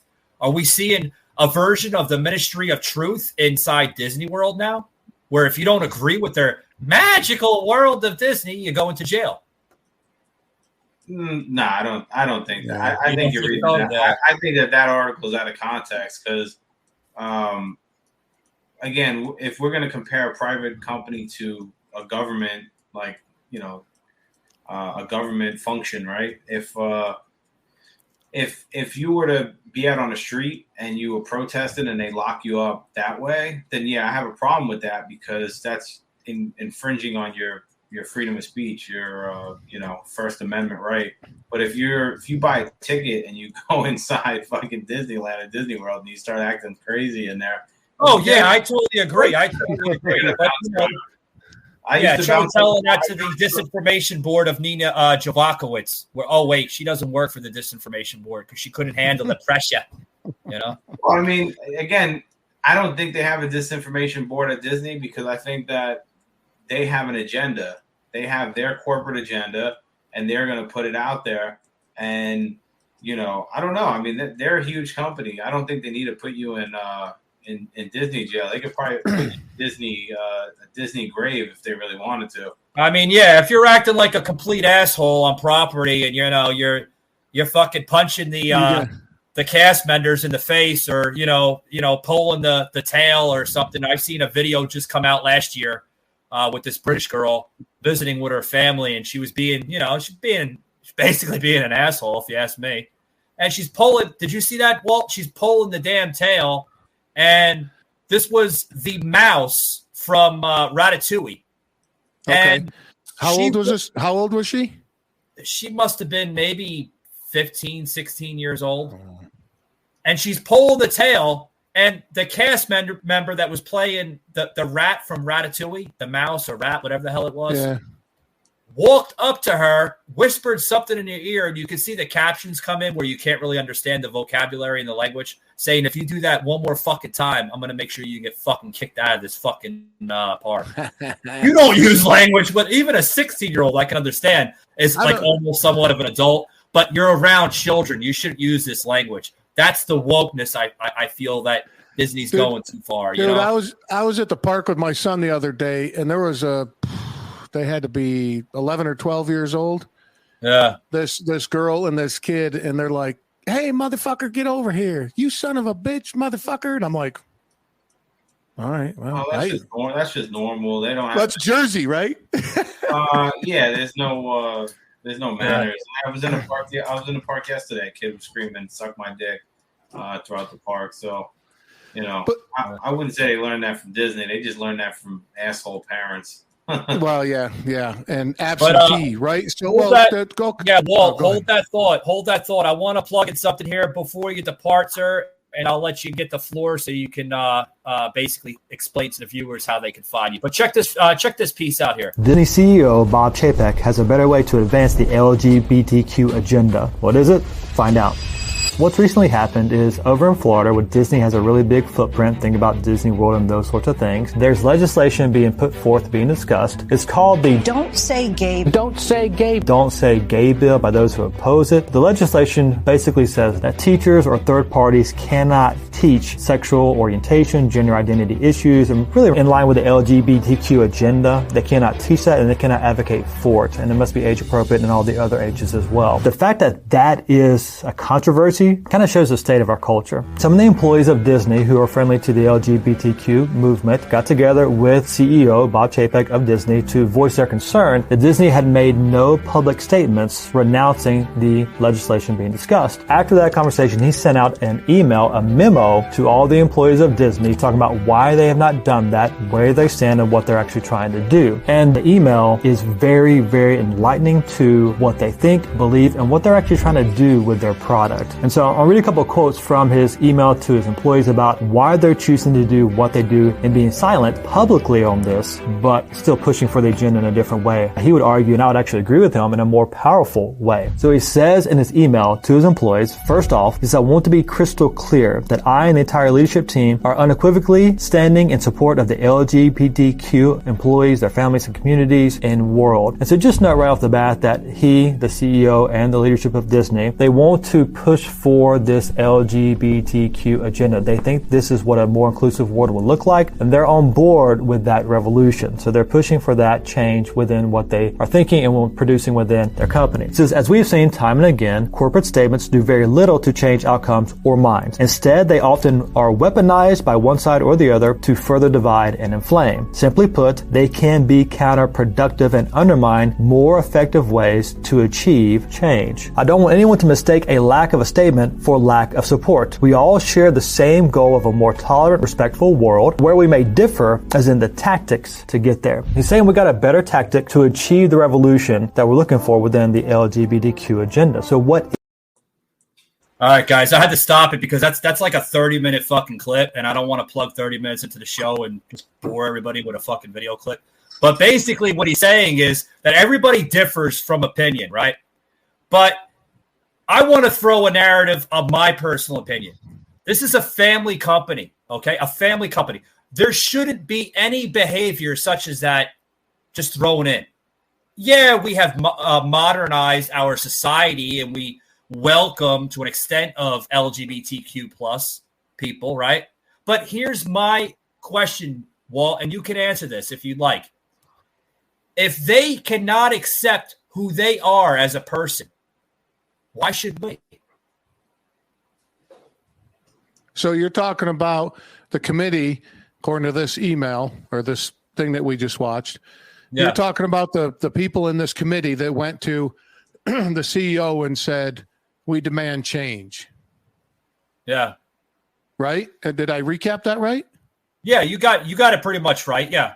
Okay. So to me, that's terrorism, but it's a public company or it's a private company. He can do whatever he wants. Yeah, but here's like Jimmy and like Jimmy said earlier, and I've made this statement before about when what's his name, the comedian Dave Chappelle got fucking torn apart, right? I said, do you listen? And I was talking to a couple people, and I said, do you listen to like heavy rap music, like super gangster rap music? They're like, oh, no. I go, so you don't turn it on and then bitch about it that you turned it on and you're listening to it. No, we don't do that. Do the same fucking thing. Don't turn it on. Well, I just think that unfortunately for them, right? Listen, homosexuality is a thing, you know. There are people out there that are gay, and that's okay, you know. And I think that if Disney was to put out some content that had some gay, I'm not talking about sexualized, but if it was explaining two dads or two moms, then I kind of understand that. I'm not anyone watching this or listening. I'm not a conservative, so I don't have like hardcore Christian values, but I do believe in the Bible, right? I do believe in God. I'm just not a big religious person. So what I would say is that, yeah, we have come to a point where it is more prevalent, right? People are more open about their sexuality, so they can. So there might be two dads or two moms picking the kids up, and I can understand Disney doing some of that. The problem is they talk about that committee, and what the CEO is talking about is tolerance, right? The problem is tolerance is only accepted on their end, but if somebody said to me, "Do you agree?" and I go, "I don't agree," then they're not tolerant anymore. So the same people preaching the tolerance. Oh wow, great point. We need to be tolerant. Everybody needs to be tolerant, and you're like, "Well, I don't really agree," and they're like, "Oh, what a piece of shit! What a bigot!" And you're like, "Wait, yeah, but Jimmy, do you think that they're?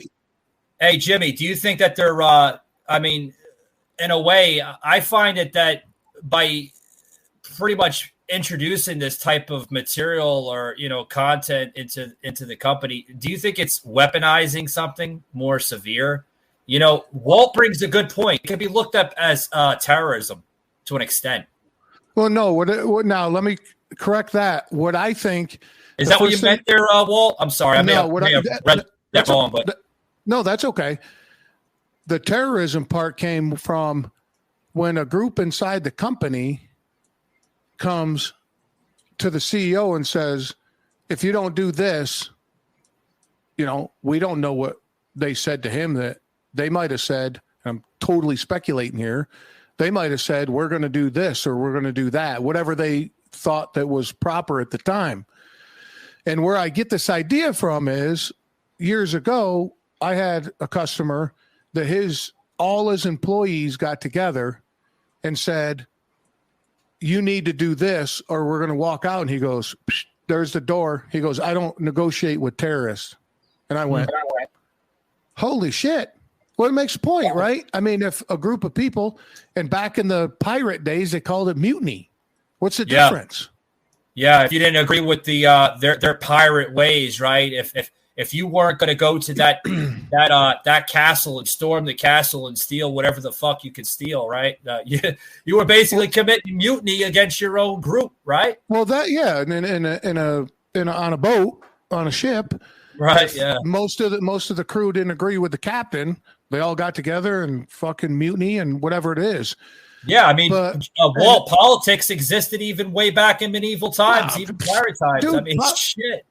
Fuck, dude, politics started when the first caveman fucking kicked the other caveman. Right? I mean, we heard from Jack Sparrow saying, this is strategy. And then Jack was like, no, this is politics. No, yeah, exactly. Now, the thing is, though, Jimmy, I 1,000% agree with you on that, to where I think that a lot of people learned a lot of stuff, values and different things throughout the years with Disney.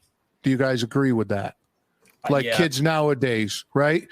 I would say that their 90s movies had, even if there were some subtle kind of weird things thrown in there, I would say that what is that? Oh, I would say that there were some good movies that came out, and I don't know. I watched Aladdin the other day. I don't remember what the fuck it taught me. But I mean, it wasn't like. Remember, Jimmy? We were just talking about that piece before Walt came on. Remember with the piece you were saying, the hidden fucking messages that Disney doesn't you don't understand as a kid. Oh my God, are you talking about Aladdin with Robin Williams, the classic? Yeah. Dude, I saw that in the theater with this girlfriend I was dating at the time. There was so much fucking adult sexual humor in that thing. I was the only one. Yeah, we just didn't understand it. Yeah, I was the only one laughing in the theater. I'm like looking around like nobody just got that? Nobody understood what. Well, oh my God. Well, you get it now as an adult, but when you were 5-6 years old, did you get that? I mean, come on, no. But going back to what Jimmy was saying, now if you got two moms or two dads and they want to make some pieces that have two dads and they go to pick up their son or daughter at a daycare and they see him in public and that kind of thing, I think that's, that's given information about. So now if my son sees that and we're walking down the street and his buddy shows up and he's got two dads, sure, he might ask me. Sure, I'll tell him, hey, this is what it's about. But maybe he might understand it just a little bit. But to go so far over what they're doing, and it's like jamming it, just like forcing it down your throat. They've gone too far. Yeah. Well, they've gone against the science, right? They go, all right, well, men can have babies now. And you're like, no, they can't. Yeah, where the hell did that even come from? You're a bigot now because you don't believe that. I'm like, listen, if you want to believe because you had a surgery that you're now part of the opposite sex, then that's fine. You could believe that, but scientifically that says no, and your male or female reproductive organs say otherwise. So yeah, I'm not going to sit here and have a book read to my kid of a fucking whatever with a mustache and a beard, like I'm having a baby. Like, no, this isn't fucking no. Well, in third grade in New Jersey. But hey, Walt, before you leave, if we can agree on something, if Walt Disney wants to look for a poster or something, I'll be glad to send him this poster, and I'll show it right now.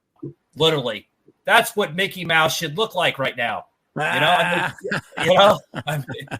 Seriously, I'll fucking email the damn picture over to Walt Disney World right now. That's probably nowhere near as worse that they've probably got in the mail and in emails. People probably are hammering them pretty hard. Probably. I mean, they went in a direction, man. And again, I said it before. I think it's money. You think so? Yep. When you played that video just now with the CEO, yeah. When those people, the first thing that came to my mind again was when those people came to the CEO, he went to the board and they said, "Let's do this," and everybody will cheer because look. And then we'll have some people that are pissed. Our stock will tank, which it did. And now watch, probably, 4 months? What's today? Well, what quarter are we in? Second quarter? We're in the second quarter? No, we're in this. I think was it the second quarter? Yeah, we're in the second quarter. You're right, yeah. Watch look what the Disney stock will be in the fourth quarter. We're about to go into the third quarter in about another couple of weeks, I believe. Yeah. Watch the fourth quarter of Disney stock. Yeah, well, that's also it's going to go down. It'll go. That's the new way of people also getting their point across. They try to bully the companies now. So the same thing happened with Joe Rogan, right? They tried to bully him.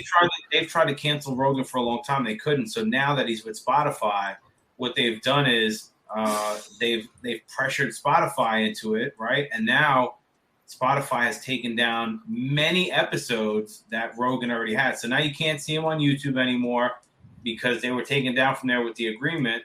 And did you hear? Hey, Rumble, and I'm going to let Walt go because I understand he's a family man and I'm not going to take too much of his time up. But do you know? It's a good conversation, dude.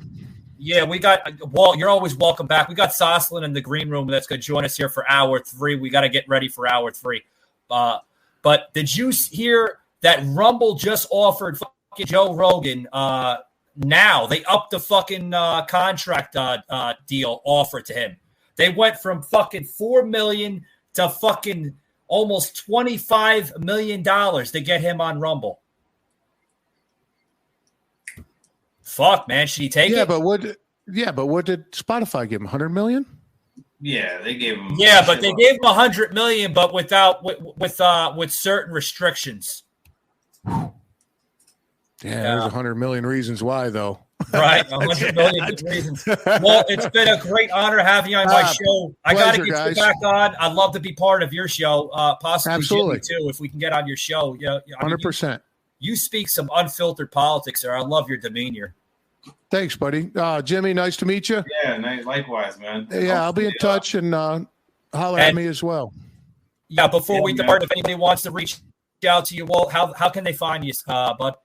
I'd love for you to follow me on Instagram, and that's at WKT Podcast. And then my website, you can find everything you need to know, man, and that's waltskitchentable.com. So Good those stuff, are the two good stuff. easiest places. Yeah, I'd love to be on the show. I just seen your last podcast episode. What was it? Back in March, right? Was Don't it be March? no. What's the last one? Don't be an assaole. Don't be an asshole. That was a fucking great episode. I love that episode. Thanks, man. Dude, Don't be an asshole, Mike. Oh, dude. What's that? Said, don't be an asshole. Dude, I went on a rant, man. I went on a rant, dude. This fucking guy at 7-Eleven, I was like, what the you're just being an asshole. Like, what? This old guy's just ripping on this girl, and he's like, women shouldn't have to deal with mechanical stuff. I'm like, come on, dude. What the fuck, dude? Get off here. Right. But anyway, check it thanks out. Thanks a lot, Walt. We'll see you next time, nice buddy. meeting you, fellas. All right, bud. Yeah, you guys have a great day, man. Keep kicking it. All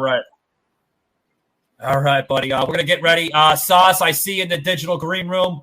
Hold on. Don't go anywhere. Yeah, Big 10-4 to you. We're going to start panel number 3 here, which is hour number 3. We got to catch up to do with you, Sauce.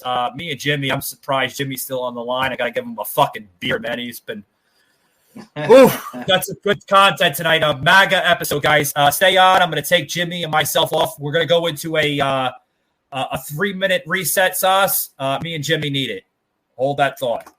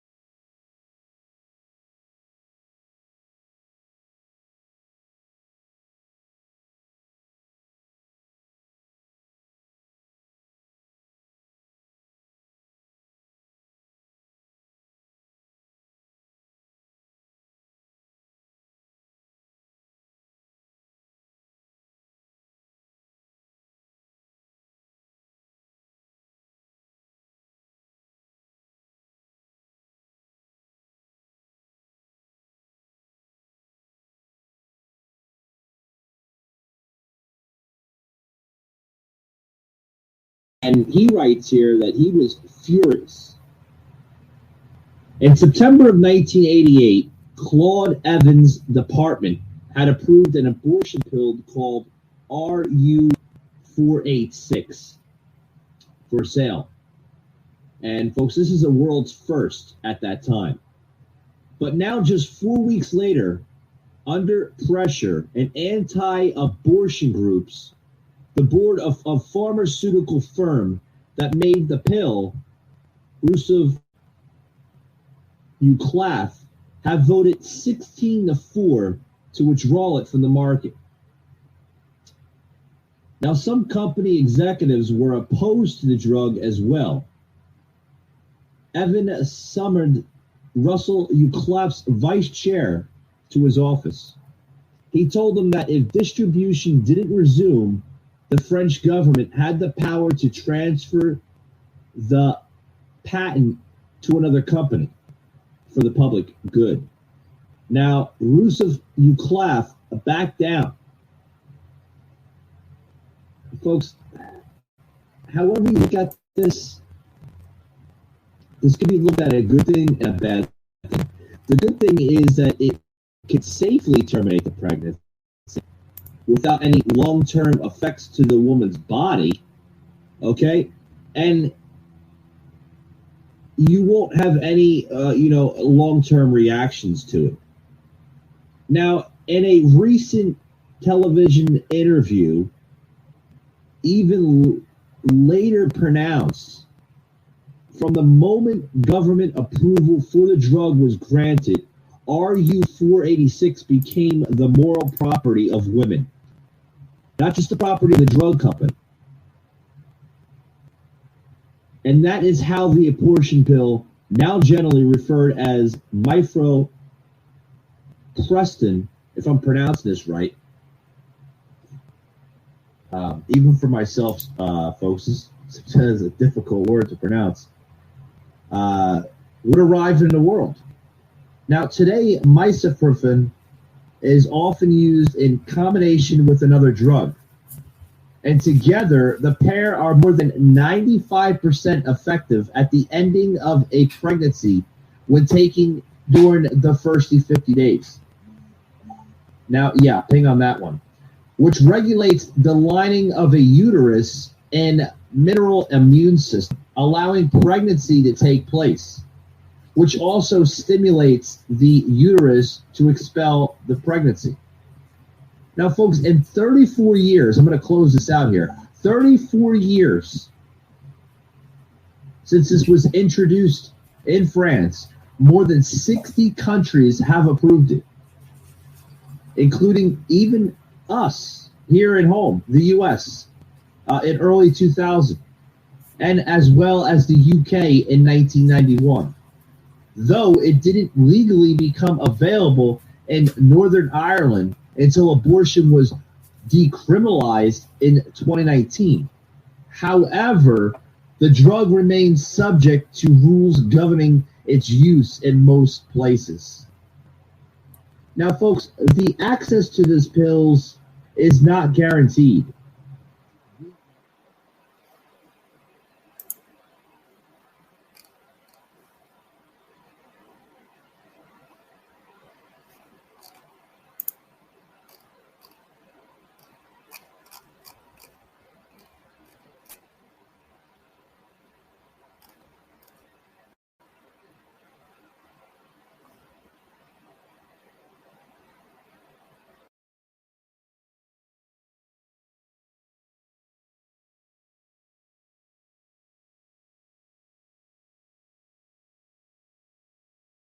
The America we know will no longer exist. AOC +3.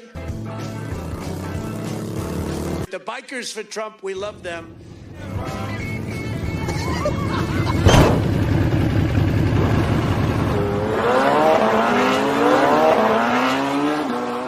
True international crisis. Now, what am I doing here? Welcome back to Extreme Makeover Home Edition.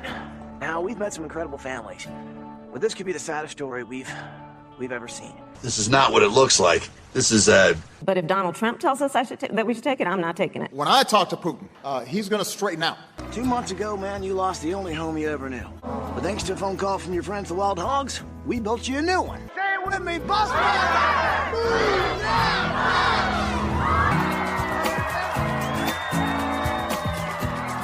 Oh.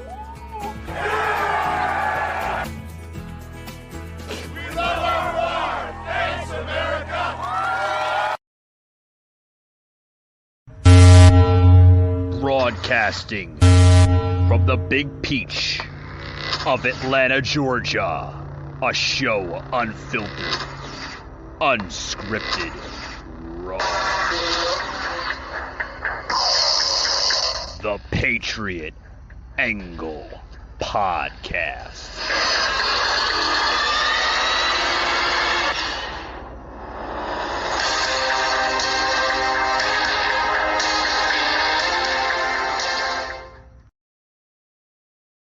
Guns should be entirely left for people to defend themselves, but on a responsible angle. All right. Now he is like two-sided against that. I just seen that just recently. What was it about? Recently, when I say recently, it goes back to like maybe 6-8 months. That's recently to me. Okay, right. Because they'll stay on that point and they'll actually kind of tippy-toe of everything. Biden is a man that kind of tippy-toes on a lot of different angles. He says one thing, and then he goes back and says, well, I didn't really mean to say it like that. Okay, well, what did you really mean to say, Joe? He's a liar. Yeah, he is a liar. Don't get me wrong. Okay, and a plagiarist. But is Basement Joe, right? Delusional Joe. Is he really saying this, or is there like an earpiece somewhere in his ear that we can't see that's telling him what to say? You know, is Big Brother telling Joe what to say? It's probably the dementia. That's what I think. But I want to wrap up this with going back, doing a little round robin here, guys, because we touched on the gun issue, and everybody's going to talk about gun control, and everybody's going to talk about this couldn't have happened. Texas has massive amounts of Republicans all over the place, gun rights galore. But in Sandy Hook, Connecticut, there was a mass shooting. I still want to know what Alex Jones thinks about this. And in Texas, there was a mass shooting. I'm just going to say my opinion, guys, and then I'll go around to Michael and UKT. I'm going to say, guys, that no amount of gun legislation is going to phase away the hatred that has disseminated from the division in our country, hundreds of years of it. And we were talking about how, KT, the hot button issues, they keep whacking. That causes a long-standing detrimental effect. Just because they're done being elected doesn't mean people stop caring about these issues. And they get obsessed with them. They write manifestos about them. They hate people because of them. And it goes on and on and on. No amount of gun legislation, guys. I hate to be, I'm a leftist, but I hate to tell you this. There's no amount of gun legislation that's going to fucking wipe away the hatred and keep you safe from people that hate you because of politicians that are feeding off of it. And because of other reasons, they're mentally ill. What do you think about gun control and the mass shootings? What needs to be done, guys? Michael, go first. All right. It's not a left issue. It's not a right issue. You make a good point, right? There's not a amount of laws that can change the hatred in this country. Okay. I mentioned earlier in the show, there are white on white crimes as much as black on black crimes. You just don't see it because it's the media narrative to always show you that white on black type of crime because it's a selling point. At the end of the day, the media looks at it as like a huge rating boost. Oh, we're going to show a black individual getting his ass beat by a white person somewhere in, Metro Atlanta or somewhere out in Detroit or anywhere, just to label something for a small example. No amount of laws will change it. I agree with you on that, Tommy. Okay. Guns don't kill people. People kill people. Okay. When you place that gun in that person's hand, that person is committing murder. Okay. If you take away the guns, you're still going to have crime. People are going to find ways of murdering somebody without a gun. I happen to reside in Atlanta, right? I'm originally from New York City, as you can probably hear in my voice. I've seen the same amount of crime here in Atlanta. All right, guys, welcome to the show. Welcome to the show. That piece I just plugged in, okay, we're from, if anybody checked that damn podcast out, okay, Tommy Nation Politics, I was on his show just last week. There was some things I agreed with Tommy on some things. There was some things I disagreed with him. He's saying, as a leftist, if you guys did pay attention to the video, this is a leftist from Dallas, Texas. Very rare. You don't find a lot of leftists in Dallas, Texas. You find a lot of fucking Republicans. But Tommy's saying that basically guns kill people. Okay. Is there a gun behind somebody? Yeah, it's a person. The gun kills the person. But the person that's operating the gun is fucking committing the crime, not the fucking gun. Yeah, we don't have a gun violence issue. We have a violence issue, an evil issue. You're gonna have an evil person. They're gonna commit a crime, no matter what they use. I mean, when I seen a meme today, right, it makes sense. If somebody hits somebody with their car or kills someone with their car, the individual is charged. If somebody stabs somebody, the individual is charged. If somebody, did those typical things, right? Different avenues where you could commit violence. When it comes to guns, though, the left is like, this is a problem with the people that are holding the guns. But I always say this on every show. Who does the left surround themselves? Left politicians or politicians in general, who do they surround themselves with? People with fucking huge guns. People with actual assault rifles. We don't have that caliber. We don't have that caliber. But this is I had to set the narrative, Jimmy, because you got this leftist jackass, Okay. And he is. Sorry if you're listening, Tommy, but I got to say it in the most nicest way. Buddy, you're a jackass. I mean, seriously. Yeah, you're coming on the show next week, by the way. But, if you want to talk about guns, you can come on my show and we can squash the issue. So me and Jimmy can fucking educate your mindset. And then maybe, buddy, you will understand what I meant when I was on your podcast just last week. Guns don't kill people all the time. It's the people behind the – let me rephrase that because now I sound like a jackass. The gun doesn't commit the murder. It's the person behind the gun that is committing the murder. Okay, you need a hand to pull the trigger. The gun doesn't fucking automatically fire the bullet out of the fucking chamber unless we live in some type of society or a digital universe that the fucking gun operates by the way. I think that did happen. Jimmy can relate here in the movie Roger Rabbit, right, where the fucking gun. He takes out of the holster and he goes, "Oh, you're ready then?" He's like, "Where you been?" Drunk, right? And the fucking bullets come out of the gun by themselves. That's the only part I remember of Roger Rabbit where the gun actually fired himself. Which was a cartoon, by the way. Yeah, it was a cartoon, but go ahead, Sauce. I know you've been, yeah. No, I want to say I would like to apologize, Jimmy, for doing voiceover. I know I finally got something fixed where I can use my iPhone. Can you guys hear me okay? Yeah, we can hear you great. You're coming in crystal clear, too. I love the shirt, by the way. Oh, thank you. Hey, okay, so any viewers out there, Jimmy, at the end of the episode, Michael and I have a special thing at the end. We're going to drop a teaser, right, Michael? Yeah, go ahead. Give the teaser away. Okay, well, do we want to do it at the end of the episode or no? Huh? Do we want to do it at the end of the episode? No, fuck it. I'm impatient. Tease away. So I would like to hold on. Sauce. I'm like a little boy, man, at Christmas, right? I'm like the little boy at the Christmas story. What about me? What about me? What about me? And he's playing around with the fucking you're probably too young to see that movie, but go ahead. So I would like to say that I am starting a summer series called on Spotify and Apple Podcasts called Get to Know You and How God Has Strengthened Your Heart. And so it's going to be this cool each week until the end of August. We're going to have one guest each week to kind of sit down with them and take a break from listening to my voice every day.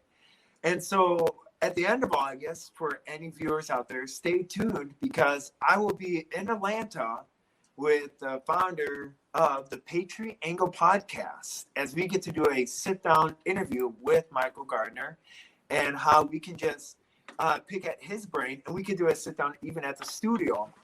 And I am very excited because that's going to be on August 28th through the 31st of this year. Are you excited, Michael, or Jimmy, or what? Fucking phenomenal. If I could do jumping jacks without knocking my set down, it would be fucking great. But, I know, I'm excited. So I want to get back to the gun control issue.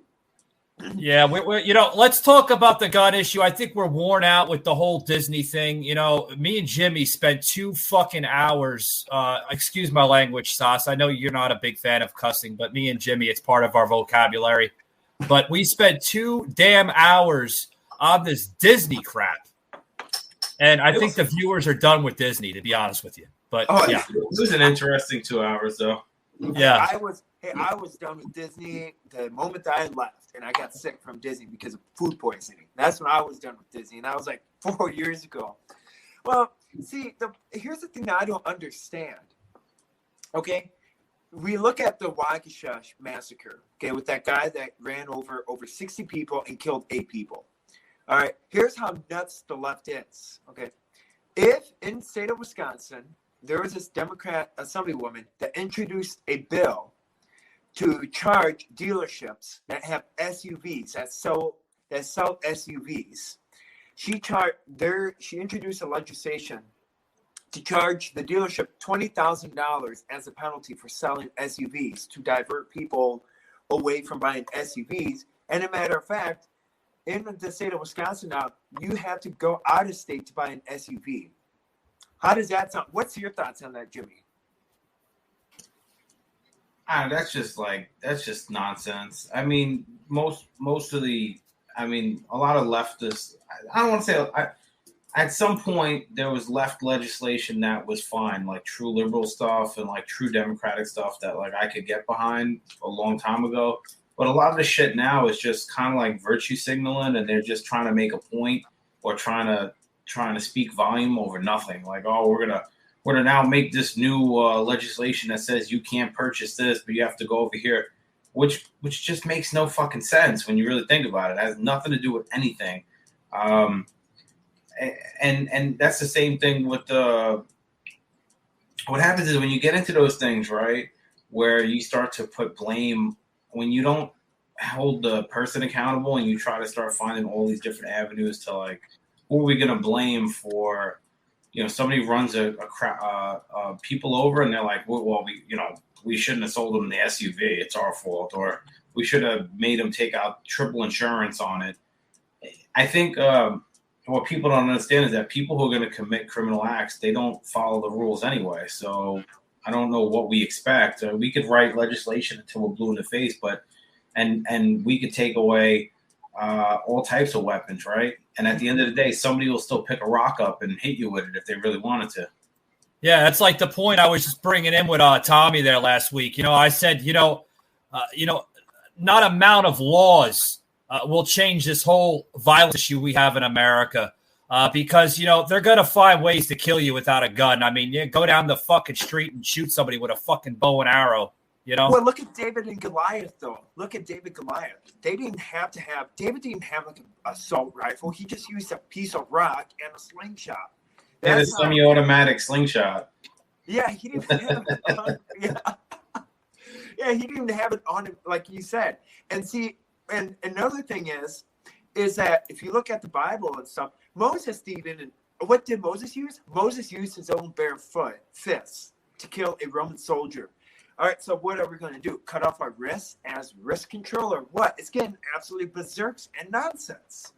Well, look what they did with the Sandy Hook shooting. The families reached a settlement with Remington, which is kind of insane, where they blame the company of the gun company. The manufacturer was sued for the individual that committed the crime. So we've taken this new level of liability and put it up there because the avenue that they're marching down for gun control is the insurance. They're trying to make you take insurance out on every fucking gun because they know it'll be too expensive for you to even want to buy them. So they're segueing into that. That's their plan. Their plan is to now say, well, if every gun you had to be insured like a car, well, let me tell you, I couldn't afford 5 cars with the insurance, right? Yeah.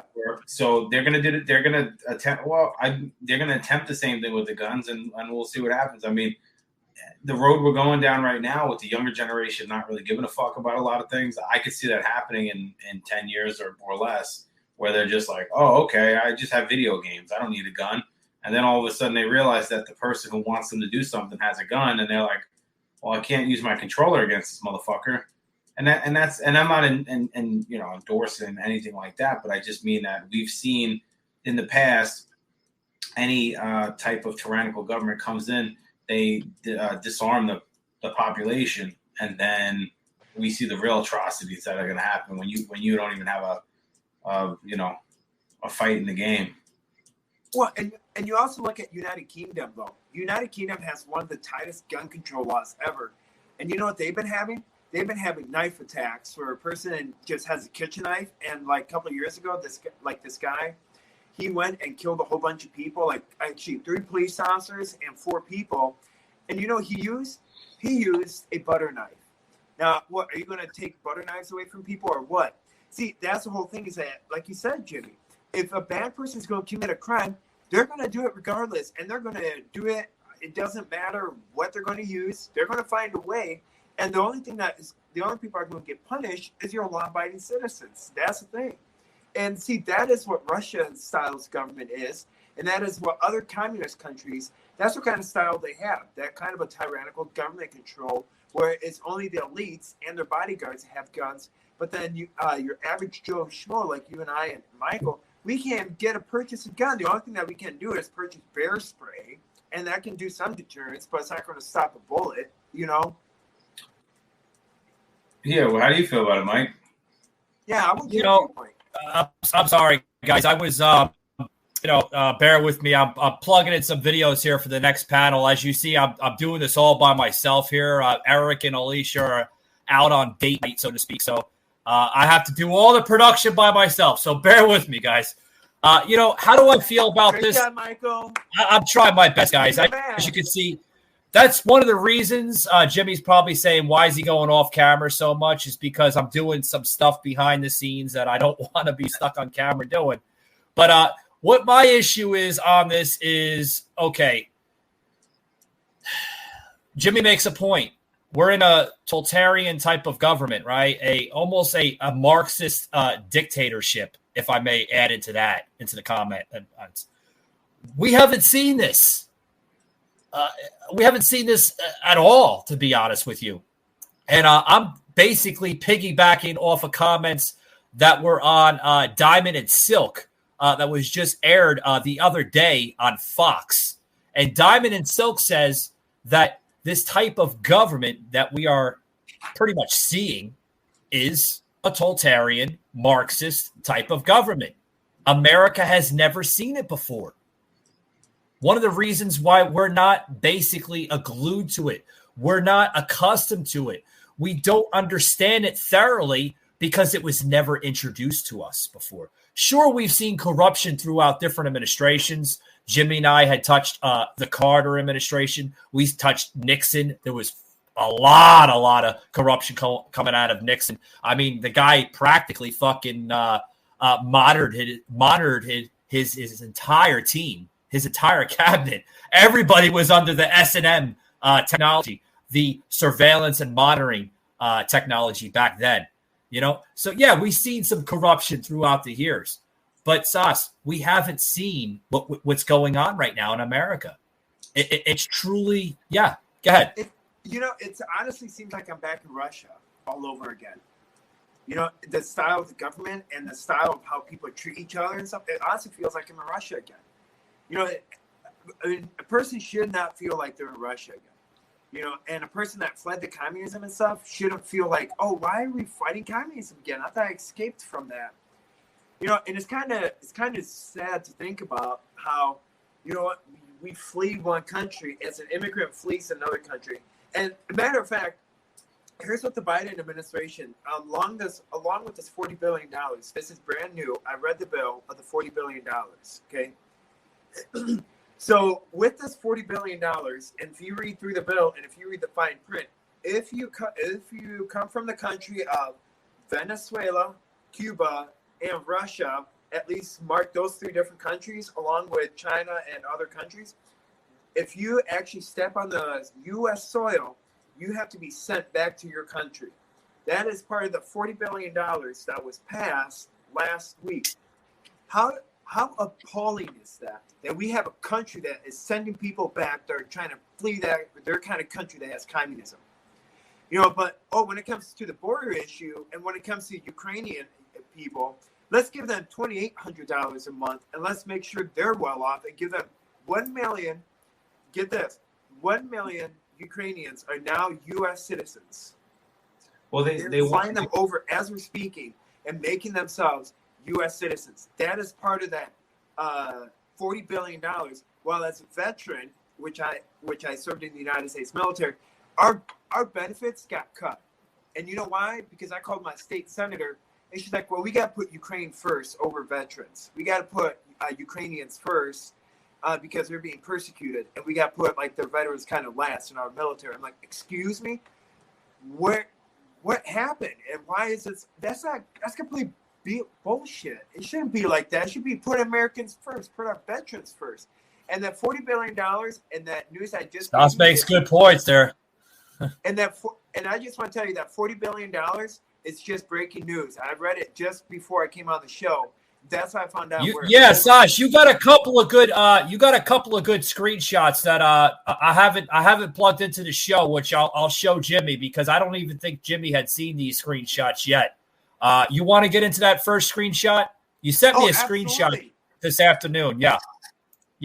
The one screenshot coming in here, I'll plug it in over here. It's going to be an overlay, guys. So if you're viewing the live video, you'll see it on the live video, but you won't obviously see it on the audio. But Sauce will explain a little bit. I'll let Sauce explain because he actually sent me the fucking screenshot.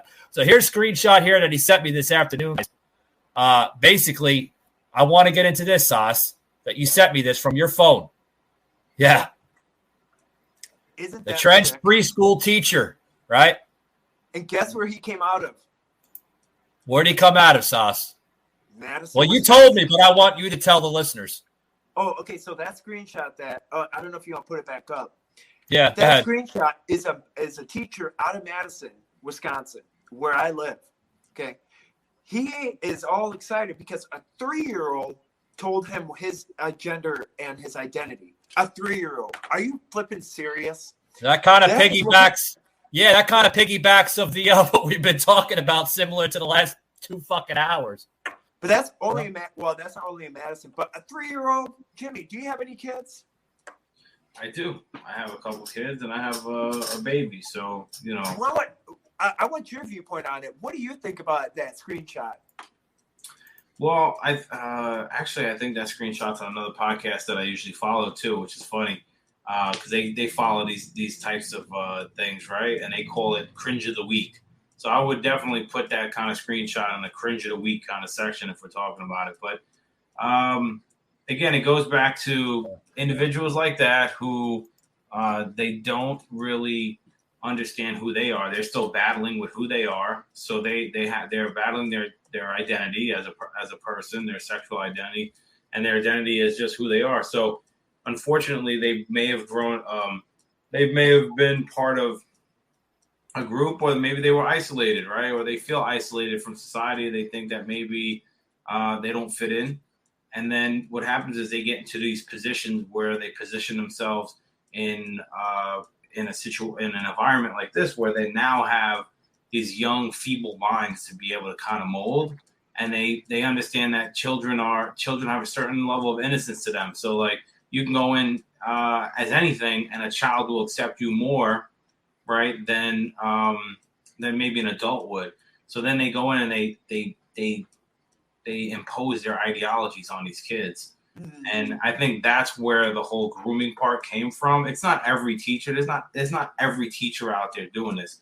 But when you have it's not just because of the way the guy looks, but let's face it, he's looking for gender validation from fucking, third graders, second graders. Like, so it's a 3-year-old. For 3-year-olds. So if he's looking for a gender validation from 3-year-olds, then he is battling some issues. And if he can't get that from adults or find a group of people to relate to outside there and just kind of deliver education unbiased like that, then that's where we have a problem with. That's where most people will say enough is enough, and I'm drawing a line in the sand.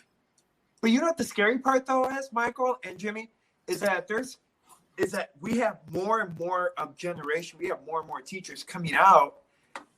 We have more and more teachers coming out stating, "Oh, you know what? We got to teach." For instance, Madison, Wisconsin last week, had a fetish conference. You know what a fetish conference is? Yeah, I heard about that.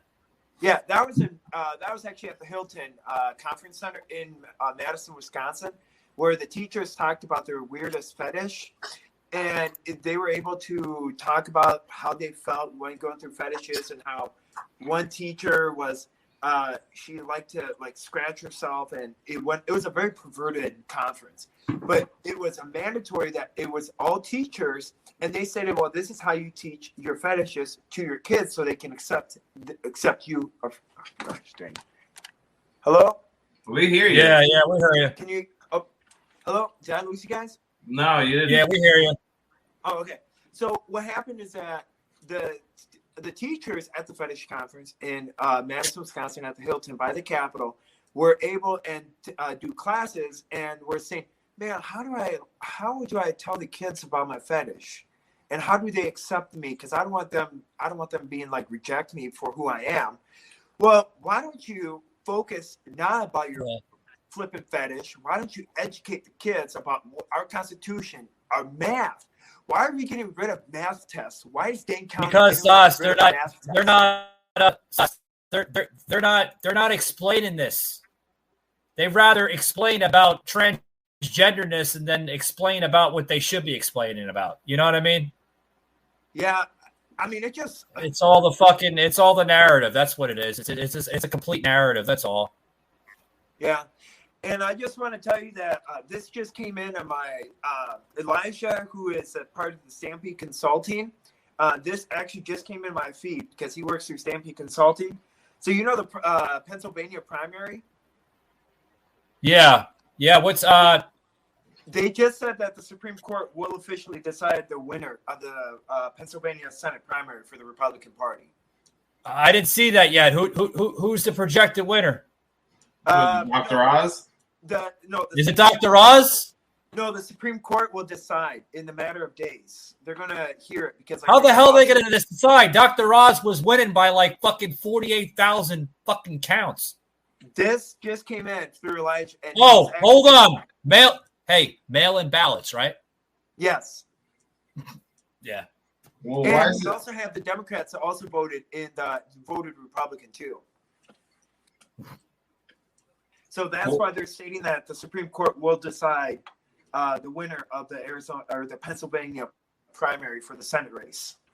Well, it says the Supreme Court on Tuesday temporarily blocked the counting of some mail-in ballots. So, did you hear about Georgia though? That's really wild. I don't know why. Again, and plus, you know what though, PA. Man, I will say for PA, Dr. Oz is not your guy, folks. He's not. Yeah.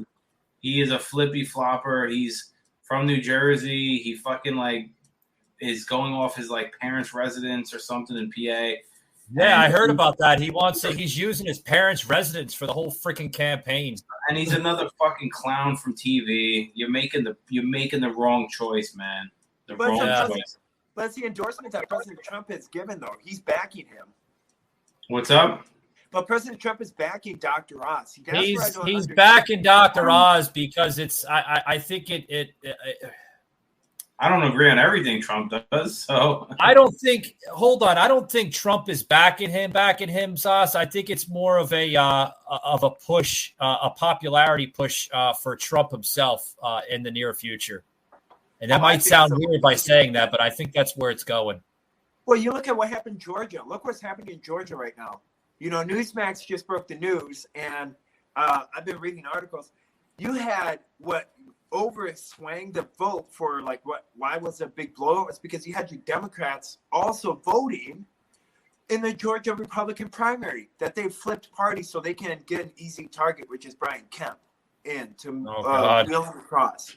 That's what ticks me off is that the Democrats never stop.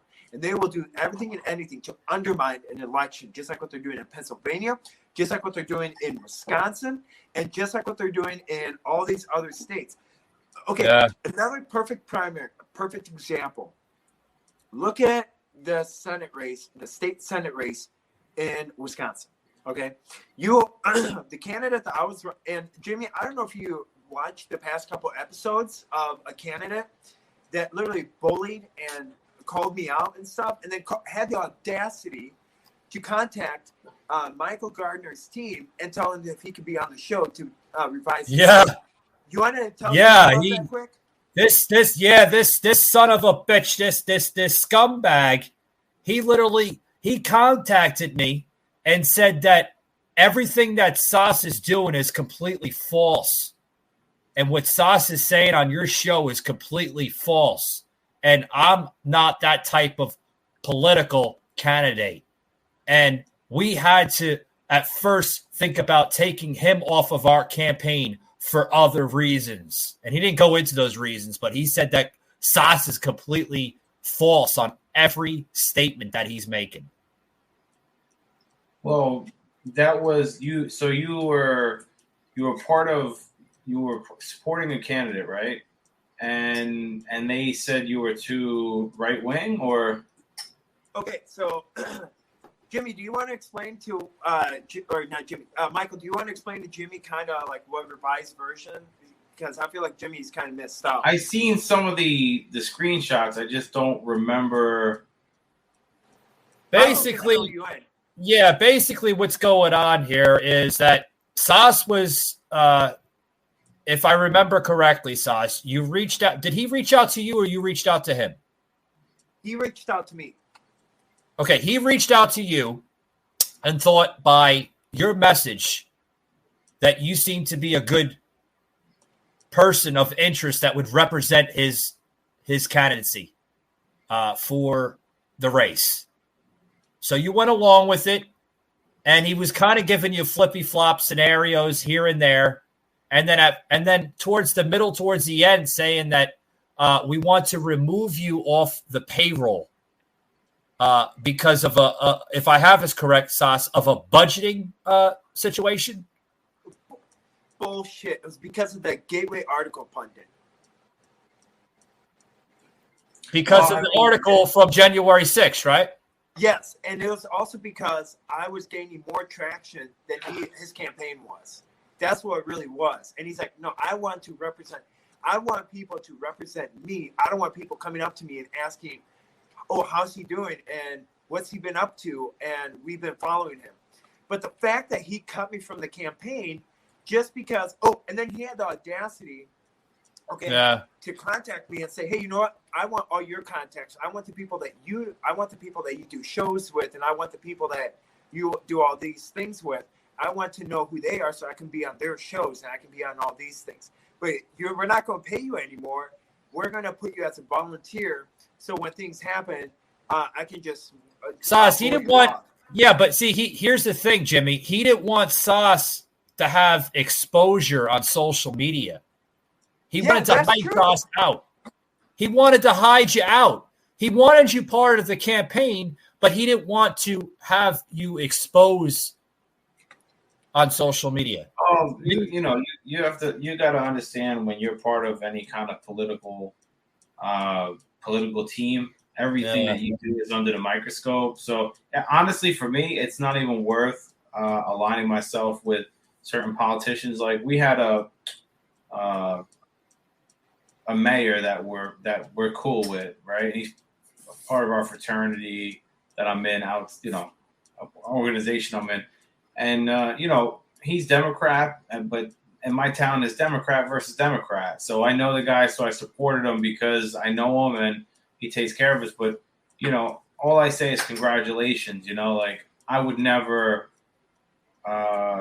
say that I'm 100% endorsing him or try to be on his campaign because honestly, that would hurt his image. And that's what happens with a lot of these people. Even when they're Republicans, they don't want people they don't want free thinkers on their team. They just want you to play by the rules and their rules. And that's not for me. But here's the whole thing, Jimmy, though. He asked me. I didn't ask him to go on his team. He asked me. He's like, we want you on our team. And I'm like, well, I'm going to have to think about it. He's like, no, you are an asset. You have the public figure, and you know people that we do not know. And that's why we're going to put you as a communication director. Now, but see, here's Sauce. He seemed like he had a lot of skeletons in the closet, and he seems that by still allowing you on the team, he could see you possibly leaking things that he doesn't want leaked. So that's the skeletons I'm talking about. Oh, you know what I mean? Oh, like how he's flimsy on for instance, one key issue that he talked about is how he treats women. Yeah, Sauce, make it real quick. If you want to say it or you want to wait until after the break, I gotta get a good break in real quick. Oh, I'll wait. I'll do the break. Okay, all right, guys. We'll be right back here. We're gonna be closing it up here shortly, but I gotta get a break in. But yeah, we're talking about how Sauce is literally trying his hardest, man, to reach out to this candidate there in Madison, spilling his heart out for this guy. And this bastard, this scumbag is literally doing Sauce wrong. I'll say it, I don't care. If he listens, what is he going to write me an email? You said something mean about me. Fuck off. We're right back after these words, guys.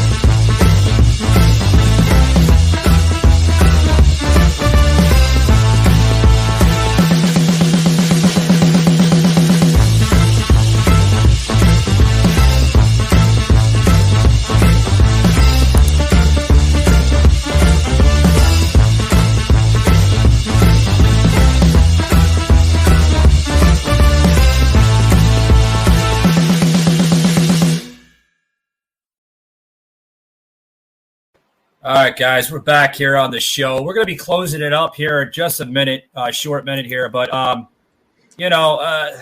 see Sauce is basically taking a break. But there's Sauce. Okay. But, guys, final thoughts here on whether it's the Disney or the mass shootings of violence that we're seeing in the country. I'll go with you, Sauce. Go ahead. The floor is yours, pal. Can I pass it on to Jimmy? Because I have to think about this. Okay, you're gonna take 300 for your final answer. All right, go ahead, Jimmy. You should have been on social media Jeopardy. That you probably would have won the fucking thing. Yeah, well, we have to do another episode like that. That was pretty cool. Yeah. Well, I mean, listen. To close it out, I don't know where we're at right now in regards to like mass shootings, right? So, a lot of them. There's very skeptical, there's skeptical information that comes out regarding them. But I don't know. I mean, I think there's a lot of stuff that goes on and the media is bumping it back up. So now the media is back on limiting 2A and then trashing the police. So it's like a repetitive cycle that I guess people just can't, a lot of people can't put themselves outside the box and kind of take it for what it's worth. So I think that you should watch mainstream media and alternative media to kind of see what most people are listening to and see what and see what's going on. But then also ask yourself what kind of current events are going on, and then all of a sudden when these tragedies happen. That's just my opinion, because I always feel like, again, we send $40 billion to Ukraine. All of a sudden, bang, here's some shootings. That kind of takes your thought process away. That fizzles out.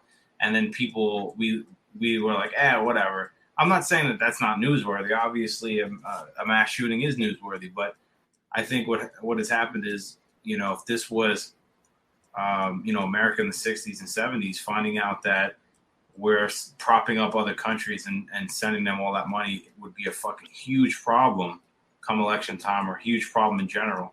So they've found a way that anytime big money's being moved, a big type of catastrophe happens to happen. So that's, to me, it's always weird how those things line up. I would just say keep fighting for your 2A rights, because they're slowly coming for them. And I know people like to make fun of the right, and they say, "Oh, they're coming for our guns." Well, the truth is, it's true. They are coming for, responsible gun owners. They want to take them away so that there is no more gun owners, except them. So, and then really try, when they take away your weapons, then try and have your voice heard, and let's see what happens. Yeah, I agree. I agree, and this could be a really good point here when we have Tommy Nation on the show next week. Which is going to be, guys. I want to say something towards that Tommy Nation segment next week, guys. That show, there may be some plugs being pulled from that show. I'm just giving you a good heads up. Because not only do I have to look out for this show, I have to look out for Sauce and also Jimmy here too, if anybody decides to try to bury any of us. So I'm just letting you know that show, there might be some pulling the plugs on, if you, I'm just giving you a good heads up, okay? I don't normally do that, but sometimes you have to, to set the stage. But, Sauce, what's your insight on what we're talking about, bud? We live in this society, though. A lot of people think that, we gotta, a lot of Republicans think, well, we gotta get out the vote. We gotta push out the vote. Well, what I'm noticing is that, to stop communism, to stop our socialist agenda. But aren't we already here? Aren't we already here where we are officially a socialist country? For instance, the push to have equal pay. That's, all these bills are being pushed. The push of making sure that each illegal immigrant that comes across the border is getting $2,800 through some kind of a program. That sounds like more of a socialist program. And what we also see is that the bigger classes are getting divided, just like a communist country is getting divided. You have the elites, and you have the poor people. There's no middle class anymore. And I feel like that we are here as a nation at this point. Now it's become to a point where we have to take it back, because if we don't fight for what we have, what's left of it, we're not going to be here. They're already working on this, as we see monkeypox and as all these massive atrocious shootings, they're using these shootings to make sure that, we have to comply. We're like, oh yeah, we feel so bad for the families and we feel so bad. So let's push for gun control. Let's get rid of our guns. So let's give up something, a little bit of our rights to make sure our kids are protected. While they're not looking back at the fact that, oh wait, we gave up something that was our founding fathers instilled to protect our country from the enemy from within. A lot of people don't really know that we are being attacked from within. And that's what Adolf Hitler did. That's what Joseph Stalin did, is that Joseph Stalin and Adolf Hitler were pissed that Japan attacked America because Joseph Stalin and Adolf Hitler were waiting for America to crumble within. Sure enough, what are we doing? We are crumbling within. And we're attacking each other through these school shootings, through the grooming of Disney, through all these, because if we're not unified as a country, we can't get anything done. And if we're unified as a country, we can't see through the BS that we're being pushed, and that's the whole thing. So they're doing a great job of dividing us. They're doing a fantastic job, and they're taking our rights away, and they're chipping away at the Constitution at a good pace. If they keep this up, we're not going to be we're not even going to have any rights in about 2 or 5 years. That's how of a danger, and that's how of a pinnacle point we are as a nation. And it depends on this whole election. We see these going on as rhinos. We're for America. We're for America. We are for this country. But behind closed doors, we have Mitch McConnell who votes on whatever bill and compromises our country, and making sure that, we got to make sure the people that are like our adversaries, our enemies, are well off. We got to make sure that we give over 500 million barrels of oil to Russia, while we're making sure that we're supplying their war, but we can't supply our own, and we're taking more money out of our country. That's what pisses me off, and that's why we have to be smart, and we have to be do our due diligence of holding our politicians accountable. Even if they block us, even if they do everything and anything, and even as a smear campaign, we have to be at their rear ends. I hear you. Sus, I don't mean to cut you off, but I hear you. Like your hat says, pal, you stay safe, I'll stay free, right? Yeah. Pretty much at the end of the day, that's what we are, right? Guys, I'm going to plug in a short video to try to wake up just what our country needs to wake up to, the violence here. A short video, then we're going to close it out here, guys. Check this out. Trying to go through my mind, like, did I do something? Did my mom do something? Did my father do something? It's crazy. Tonight, in a Fox 32 exclusive, concerns of a politically motivated attack on the far south side. The crime all caught on video, and now the homeowners are worried about what could happen next. Tia Ewing is live for us tonight in Beverly with the story. Tia. Well, this family, they have a Let's Go Brandon flag that is flying in front of their home right now. But because of their political beliefs, they believe that was enough to set someone off to set their home on fire. This is aggravated arson, even attempted murder, where this isn't just politics. This homeowner wants to remain anonymous. He's talking about this unknown male that almost demolished his home of 32 years. He was inside along with his wife and adult son. I mean, it was like bright orange in the window. And I tried to look out the back door, and I saw gasoline everywhere and 2 empty lighter fluid bottles. Here's surveillance video of the male in a hoodie wearing a N95 mask. He walks back and forth on. Guys, that was just a short video. The reason why I'm probably plugging that in, or you're probably wondering why I'm plugging that in, is because this is the violence in America. The way we stop violence in America is to have controlled environments and have our law enforcement become more involved. That's my statement. Now, you can agree with that. You don't have to agree with that. That's your own narrative, right? Your own viewpoint. But guys, you want to end violence, you want to end shootings, you want to end arson. You know, the video that we just plugged in where a gentleman was trying to fly a Let's Go Brandon flag, and a damn thug came in the middle of the night and tried to burn the damn flag, and his house almost caught fire. Hat tip to Fox 32 out of Chicago, Illinois, which was just in the suburbs of Chicago. If anybody's seen that, was basically plugged into social media as well as True Social just the other day. You know, fucking animals, guys, thugs, literally thugs. Guys, I'm going to close it out here because I'm pretty much tuckered out. I see Jimmy rolling his eyes. He's pretty much done, I think. But you know, guys, I want to say, you know, pretty much thank you for coming on. Saj just coming into hour number 3. Honor, really, it's been an honor. Jimmy holding strong here for all just about 3 hours. 3 hours, man. Super episode. It was probably the biggest fucking episode that we have ever done. Actually, it was the only fucking biggest fucking episode that we ever fucking done. The reason why I'm using fucking is because it is a fucking large fucking episode. And I hope you fucking enjoyed it. And, you know, yeah, and like, you know, like Randy Quaid said from, you know, the Griswolds, you know, where can I get some fucking bait, you know? So, you know, where can you get your fucking podcast? Here on the Patriot Angle fucking podcast. So, you know, thank you for fucking viewing. Thank you for joining us here for fucking 3 fucking extremely fucking long, crazy fucking hours here. And, guys, before I depart here, please, we are fairly new here to True Social. Just joined up yesterday. Sas is actually part of True Social. Sas, you want to hand them the handle name? Yes. So I am on True Social.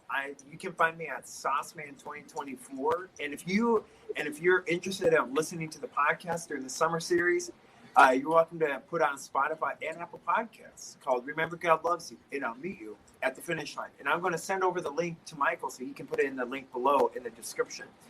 And with all this, with everything that's going on, remember, do not give up. Do not give up on the fight, because there are better days to come, and that the best is yet to come, and that we can persevere just like our founding fathers did. So this is just absolutely, and we will put that in the show notes on the audio podcast. So in the audio podcast, whether you listen to Spotify, Google, Apple, Amazon Music, or Audible, it's going to be in the show notes for Sas, so you can follow his content as well. And then Jimmy, Jimmy, he's building up his content slowly by slowly. I'm building it up, man. He's building it up. He's we got to get him over to True Social. He's not a member there yet. But Jimmy, what the fuck are you waiting for? You got to get over to the truth. I'm working on it. I want to get a little bit of equipment, and then I'm there. No. We understand that though, but we're talking about what are you waiting for? You need to get to True Social. That's where it's at. Oh, True Social. Yes, sir. I thought about signing up. I gotta let go of some other stuff that I'm on first, and I'll. Oh, and by the way, folks, if social media of Facebook and Instacrap and Twitter crap, or whatever the hell you want to call them, they're not telling you the truth about True Social. Oh, you only need an iPhone. Absolutely false. Ladies and gentlemen, just 2 days ago, True Social, the founding father of True Social, Donald J. Trump, has now made it accessible by a web browser. That is right, ladies and gentlemen. All you need is a web browser to sign up. You don't need an iPhone.